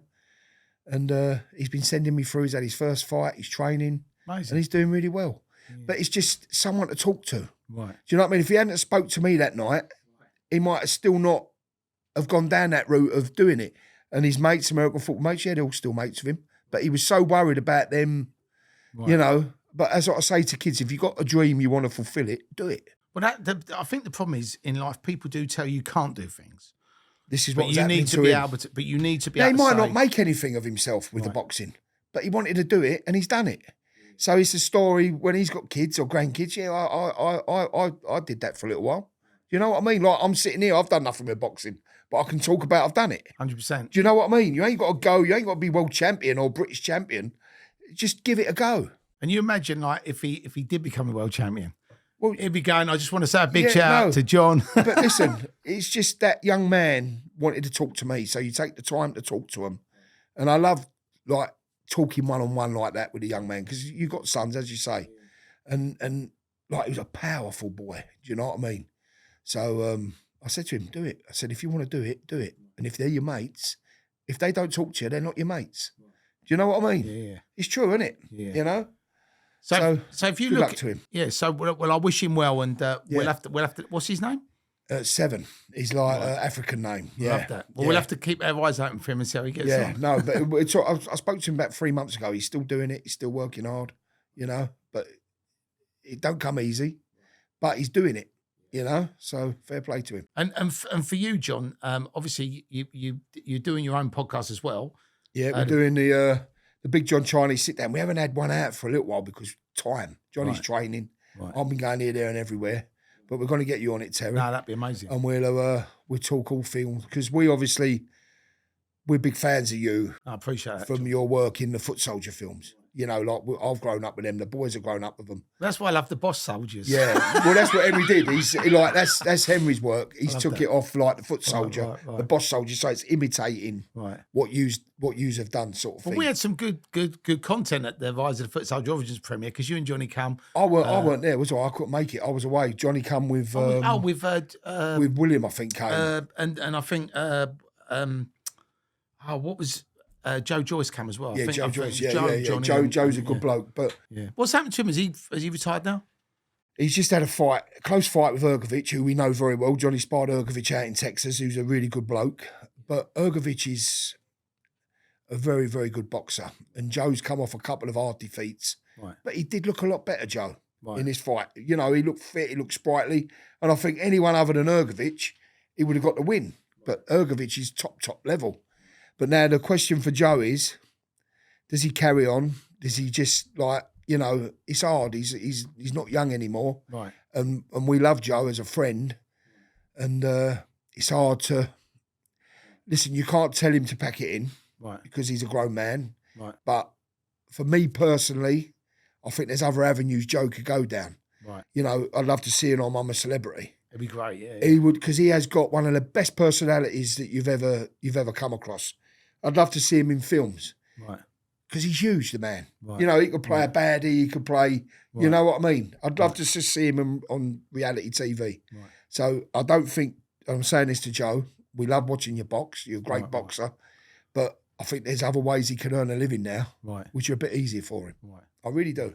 I'm surprised you haven't popped up in a film, John. If you're looking for a fat bastard, I'm your man. So no, but because you're so natural in front of the camera, I thought somebody would have come out and maybe we'll have to. Listen, you never know. You never know what's around the corner. But it's just, as I said to you before, Terry, I'm happy as long as I'm earning a living. Right. You know, like I did the Brits thing, which was surreal. Yeah. But I'm happy as long as I'm paying my bills. Do you want to get any more well known, or do you know what I mean? So It's the Brits like- was a highlight of your career. What if you was to say what are your sort of top 5 highlights? Obviously, the Brits would. The Brits was unbelievable because Jack Whitehall, what a Good- great good man. fun. And I met a lot of people there. I mean, like KSI, give me a cuddle. I know KSI. Right. But there was like other people there, like all the singers and people going, come and have photos with them. And I didn't know who they were. So I thought, I'm not going to have photos with people. Was like, Hetty behind you going, Dad, that's Sabrina Carpenter? well, we wanted, Hetty and Charlotte wanted to come. But Danny Agg, who like was dealing with the Brits, he said, I don't think you got space, but they could have done. So I think they're quite gutted because we was in a box waiting. I went on right at the very end. But yeah, Sabrina Carpenter, Teddy Swims, Lola Young, they're all there. I'm in the same green room as them. It's mad, isn't it? But I don't know who they are. And like Danny's going, come and have photos this one, come and have photos that one. I said, I don't know who they are. They all know who you are, John. Yeah, but I was walking through the thing and everyone's going, Bosh, Bosh, Bosh. And I'm thinking, I don't know who they are, you know? And that's not me being disrespectful. That's not my era. Right. You know, but I did enjoy the night and the music was very good, some of it. And it was just, and like Danny Dyer was there, see Danny. But yeah, that's got to be the highlight. Live on telly, reciting your Chinese order is quite surreal. But just like top 5, it's just meeting people. Like I met Lennox Lewis at Johnny's fight. You know, Joe Parker, met him. Like I've spoke to him a few times. And going to places like being able to go to New York and having people meet you, and Sydney and Australia.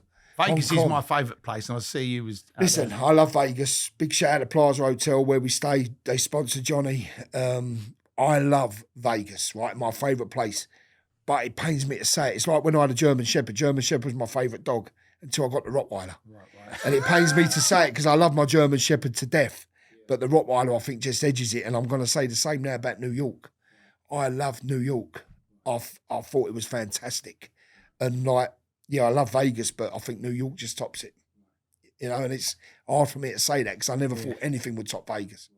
Have you been to New York? Yeah, loads of times. Yeah. What do you think of New York? Am I coming from the wrong place here, or have do I you know just did what? it on a good time? Do you know what? The reason I like, I started going to Vegas in the 90s, and I went out there a few times. I was following Lennox and following you know, all the fights. So you had a lot of good fights out there. So I've got a lot of memories of Vegas. I've got lots of memories of. I've got some great friends there. A lot of them are dead now, but I've got happy memories of that place. And New York, again, there was a lady that I was very close to. It was a theatre producer called Terry Allen Kramer, and she owned the theatres with the Nederlander Group. Yeah, So she always had 8 shows on Broadway. Yeah. She brought Tyson on Broadway. That was her show. Book of Mormon was her show.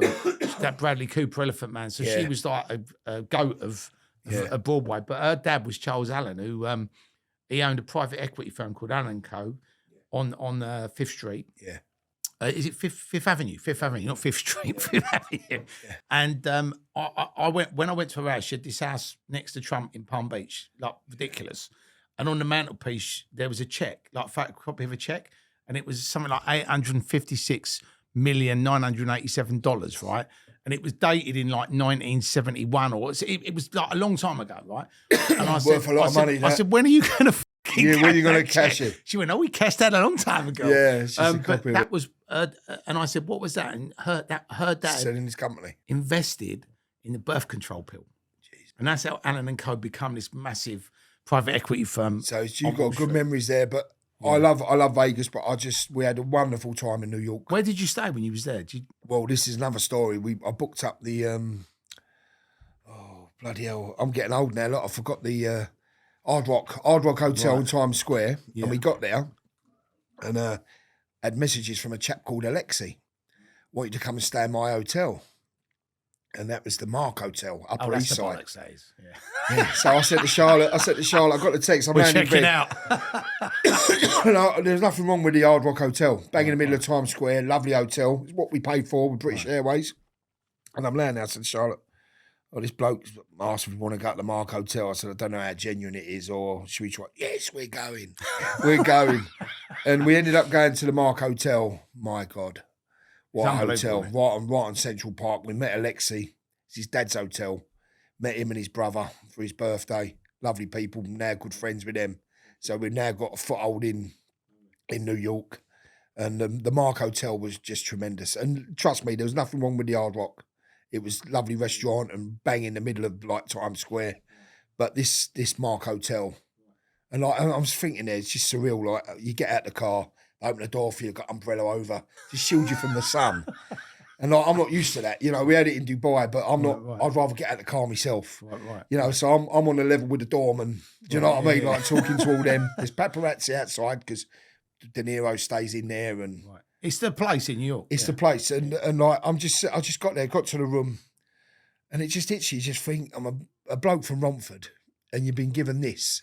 You know what I mean? And it's just crazy. But I'm going to enjoy it. I'm going to take it. You've got to do it. As much as you can, you know what I mean? It's these great experiences. And that's why I think I enjoyed New York so much, because the people were so friendly. I never once felt threatened, never once thought it was dirty. There's police on every corner. Yeah. And we had a great time. Food was great. The weather was great. Central Park was unbelievable. Went to the Trump Plaza, went to the Plaza Hotel where Home Alone was filmed. Yeah. See where Elf was filmed when he goes in the thing. And I just had a wonderful time. I think we just had such a good, but I didn't realise that we stayed on Manhattan, obviously. I didn't realise you can go all the way through Brooklyn to Coney Island. Yeah. I'm a massive fan of The Warriors. the Yeah. film. Yeah. And that's where they try to get back to, isn't it? You could have jumped on the tube. Yeah. Yeah, I'm going to. Next time I go, I'm going to get on the subway Lovely. and get out of Coney Island and like relive the Warriors. Because I mean, for me, when you look at America, like there's some great places in America, but I think New York and Vegas for me top it. They're the best. I've only been New York, Vegas, and Texas was great. Again, the people were great, food was great, but it's so vast. You know, Houston is so vast, and he was there for boxing. You wouldn't probably go back if you weren't there for the boxing. Although we went to watch Houston Dynamo, that was great. But yeah, New York. I'm going to I want to go to Boston because it's renamed Boston. Right. There's so many Bosh soldiers. There's so many Bosh soldiers in Boston. I get asked every day, like 100 times, come to Boston, come to Boston, come to Boston. So we're going to do New York, Boston, Chicago, Nashville, Vegas, Alabama, Miami. That's wicked. We're going to do like a 4-week tour in August. That'd be amazing. And come round, take Etty, take Charlotte. They might not be on all of it, but I reckon they'll definitely be at the Miami bit. What a great thing to do with the family as well. No, listen, I'm going back to Australia, going France on Friday, tomorrow. Yeah. Got a DJ set. We're there for a week. DJ John's in the house. Yeah, in the French Alps. What music are you playing? All bangers, all like get everyone going. I'll press a button. I'm not a DJ. I'll press a button and just get everyone going for 30 minutes like a workout. Wicked. And then I come back from there and I go back to Hong Kong and Australia for nearly 3 weeks. And then we come back, it's Johnny's fight. So it'll be all systems go for the fight. And then after that, we'll see. But I want to plan the American one. And then we'll be back in Australia in October. And I want to take Hetty and Charlotte to Bondi. Because I want my daughter to experience Bondi Beach. She's 17 next month, Hetty. And I want her to realise there's other things out there in the world. You know, I'm lucky I'm experiencing it at a later age. I think you're better off if you can experience it at a younger age. I never got the chance when I was young. Yeah. So I want her to experience a bit of life. Making up for lost time, John. Well, I am. Listen, I'm 51 now. You don't know how long you got left. You know what I mean? If you get another 20 years, good 20 years, you're lucky. I think. You know, so I'm doing what I can while I can. Yeah, and amazing. seeing as much. I know. I want to go to Cape Town as well. Do you know what? I've never been South Africa. I've never been Australia, but Australia's good. Australia's great. Again, the people, you know, is so friendly, so welcoming, and it's so much like home. Right. But that's why I like New York. It was very much like being in London. Yeah. You know, so it's brilliant. Yeah, it's a great city. And for you, John, now, you know, what other things, you must have like a list of things that you want to achieve or that you want to do. Listen, all that matters to me at the moment is Johnny doing well in his boxing. My other kids keep doing what they're doing. And as I said to you, Terry, honestly, I've got no ambitions other than to just keep paying my mortgage. Right. I've still got a mortgage. Yeah. Do you know what I mean? I've still got to pay bills like everyone else. Right. So this to me is just work. Right. So as long as I can carry on working and enjoying it as I'm doing it, like I've cut down on the nightclub events a little bit because they are hard work. Right. You know, like when you're in Leeds and you've got to be at the nightclub at 3 o'clock in the morning or half 2 in the morning. You know, you wake up and you're like, you think, what am I doing here? But they're great. Once you're there, they're great. Yeah. But then you go back to the hotel room, you can't sleep because you're buzzing.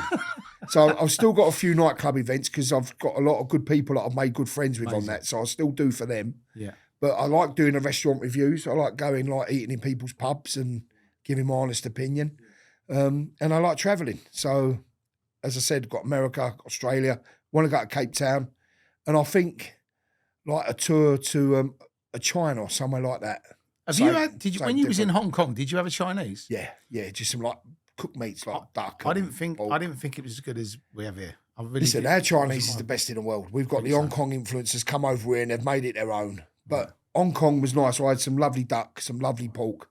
But I was just talking to them today before I come here. They want me to go to like a proper seafood place, like for proper Chinese food. So, but you get you eating pufferfish and all sorts of shit. I said to them, as long as it's crab, prawn, or lobster, I'll be all right. But when we was in Dubai, we went to a hot plate or hot pot place where you cook it all yourself. Yeah. Proper Chinese, like Dubai's great, isn't it? Dubai's great. But Dubai's great, but it's got nothing on New York for me. Do you know what I mean? If you want a bit of winter sun, it's wonderful. Lovely hotels, the service is second to none, and the weather is beautiful.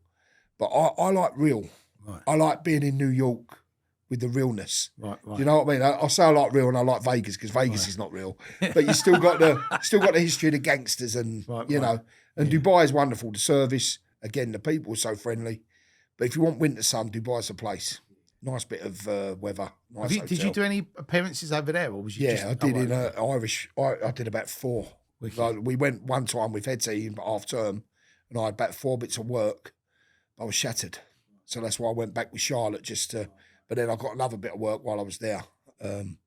Sometimes you can't turn it down. Like I was asked to go to a steakhouse and eat, and this steak was the best that I've had. You look it up on my page.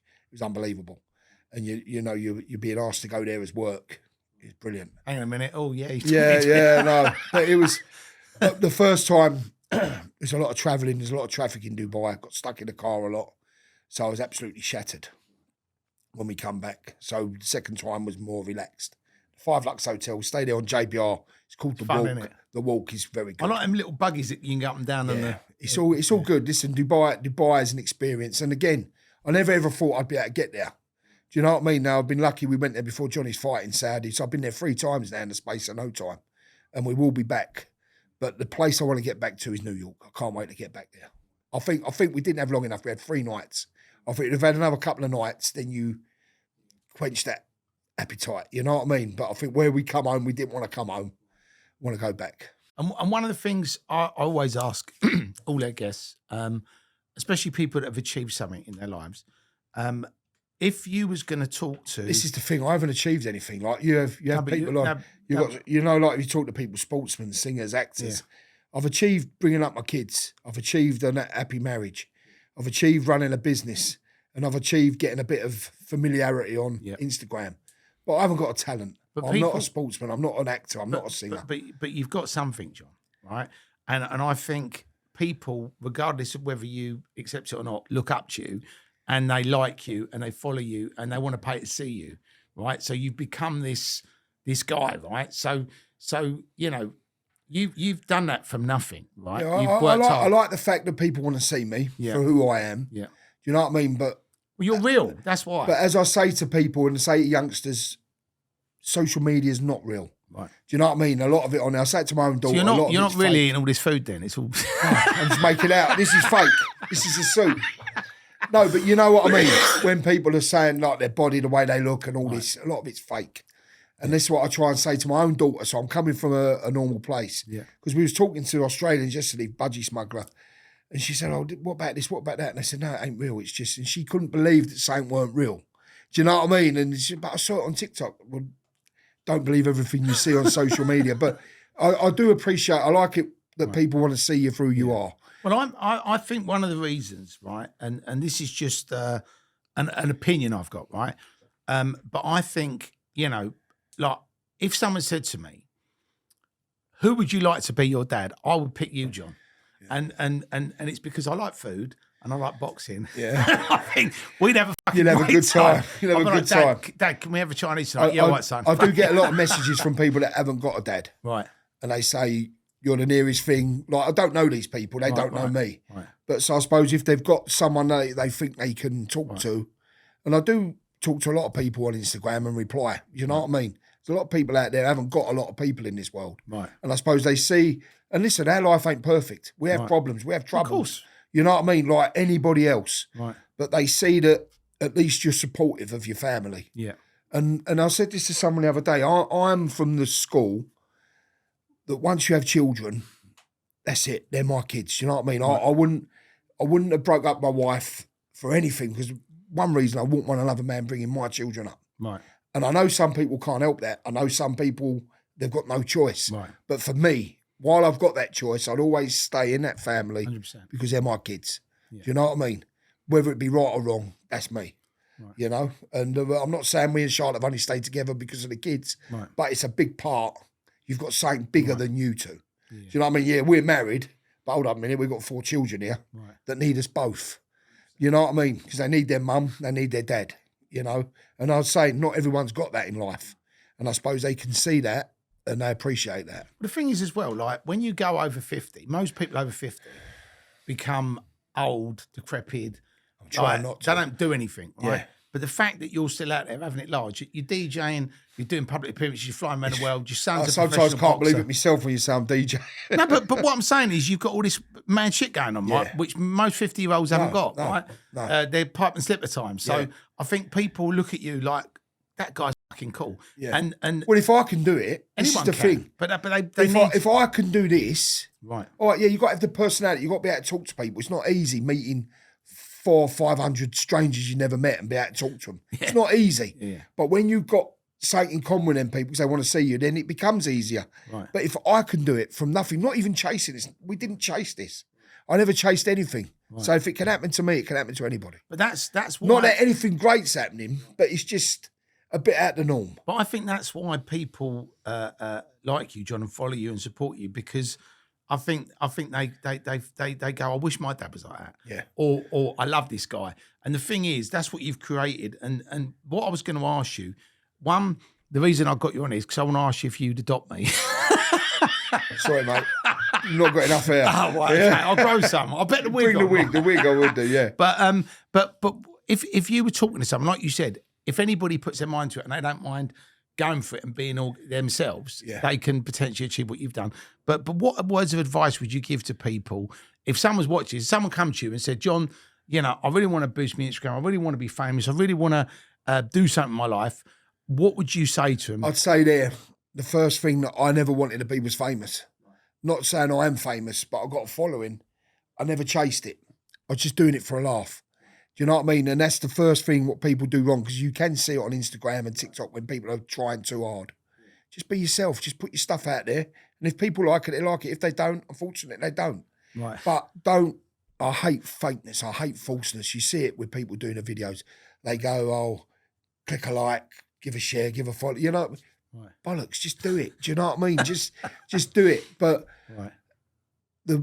what also worries me, I have that question a lot, like a lot of young people, because they're desperate to be famous. But why? Be famous for the right reason. Just, you know what I mean? That's why I say go and get a skill, go and do something, make something of your life. Right. You know what I mean? Well, everyone's looking for the hack or the shortcut. And I think This is no shortcut though. No. I've done like 30 odd years on the back of a van, 15, 16 hours a day. Am I People going to don't get see paid? that, though. Am I not going to get paid? Getting up at 3 o'clock in the morning. Right. There's no shortcut here. They're seeing this now, and that's probably why I get a lot of hate. I think, oh, look at him, he's going here, he's going there.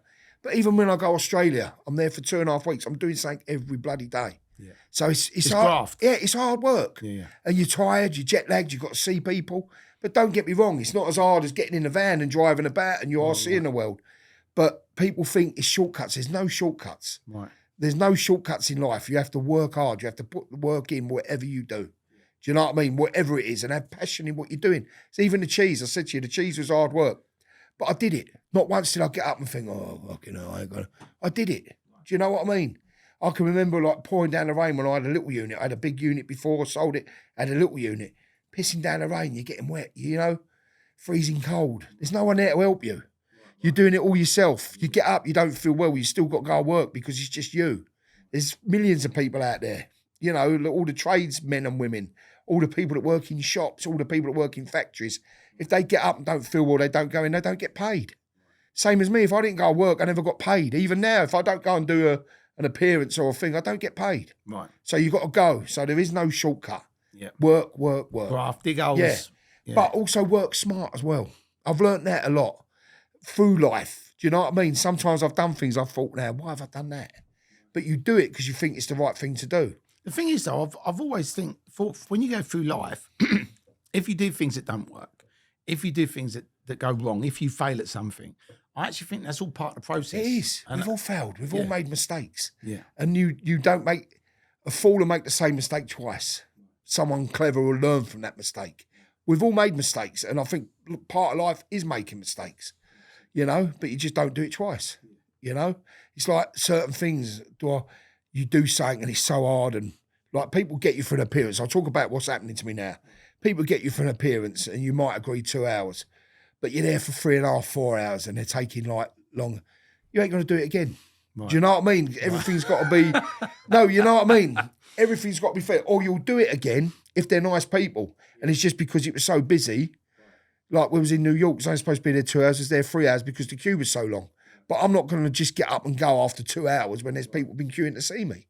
Do you know what I mean? But that's it. I mean, for me, John, you've definitely become a man of the people. As I said, you're the father figure that everybody wishes their dad was like. They wouldn't say that all the time because, trust me, a few of the times my kids have said, fuck off, you know what I mean? So, But the thing is, they probably, I think it doesn't matter if what your dad does, right? I think that you will always find fault with your family. Do you know what I mean? Whereas other people go... Easy to find fault. Yeah, your own kids will find fault with you. Like, and you'll find fault with them. If we were sitting here with my kids now, they go, well, what do I want him as their dad for? Do you know what I mean?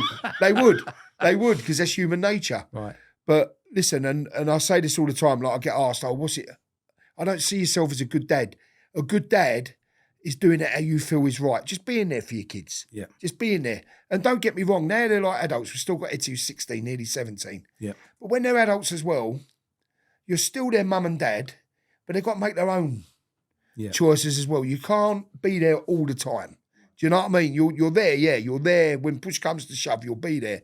But for God's sake, go and work it out yourself a little bit. Right. Do you know what I mean? Yeah. You're a grown man now, or you're becoming a grown man, But 9 times out of 10, as long as you're there up to the age of 18, you've given them all you can, they'll end up being all right adults, But everyone makes mistakes as well. And the thing is, if people make mistakes, you can't punish them too much for making mistakes. Because what you said, we learn from our mistakes. Yeah. There's nothing wrong with making mistakes. There's nothing wrong with failing, but you've got to get up and have another go. And there's nothing wrong with making a mistake or doing something wrong as long as you realise what you've done. And then you move on. Do you know what I mean? And that's what it's all about. We've had big arguments in our house before. But as long as people then realise what they've done or not done, you move on. And you forget about it. It's gone. Unless you're Gareth Davies. Right. What's his name? Simon Jordan. That's never been forgotten. But John, honestly, mate, I've loved having you on. We've had a right laugh today. No, it's been great. But we're going for this wimpy now, aren't we? We're going for a wimpy. Yeah. But this was the first Bosh cast. Bosh. Thank you very much for having me on, Terry. Thank you so much, John. Thank you. It's been great. Thank Cheers. You, mate. Thank you. Thanks so much for tuning into the Criminal Connection podcast. This episode was a Bosh cast. Bosh. It's not every day you get a legend like Big John Fisher in the house. And what an amazing story. What a great family. Lots of people that will be watching this video won't be subscribing. So do yourself a favour and subscribe, because it helps us, and it helps us get legendary guests like Big John and other huge names on our podcast. Thank you so much for tuning in, and we will see you on the other side.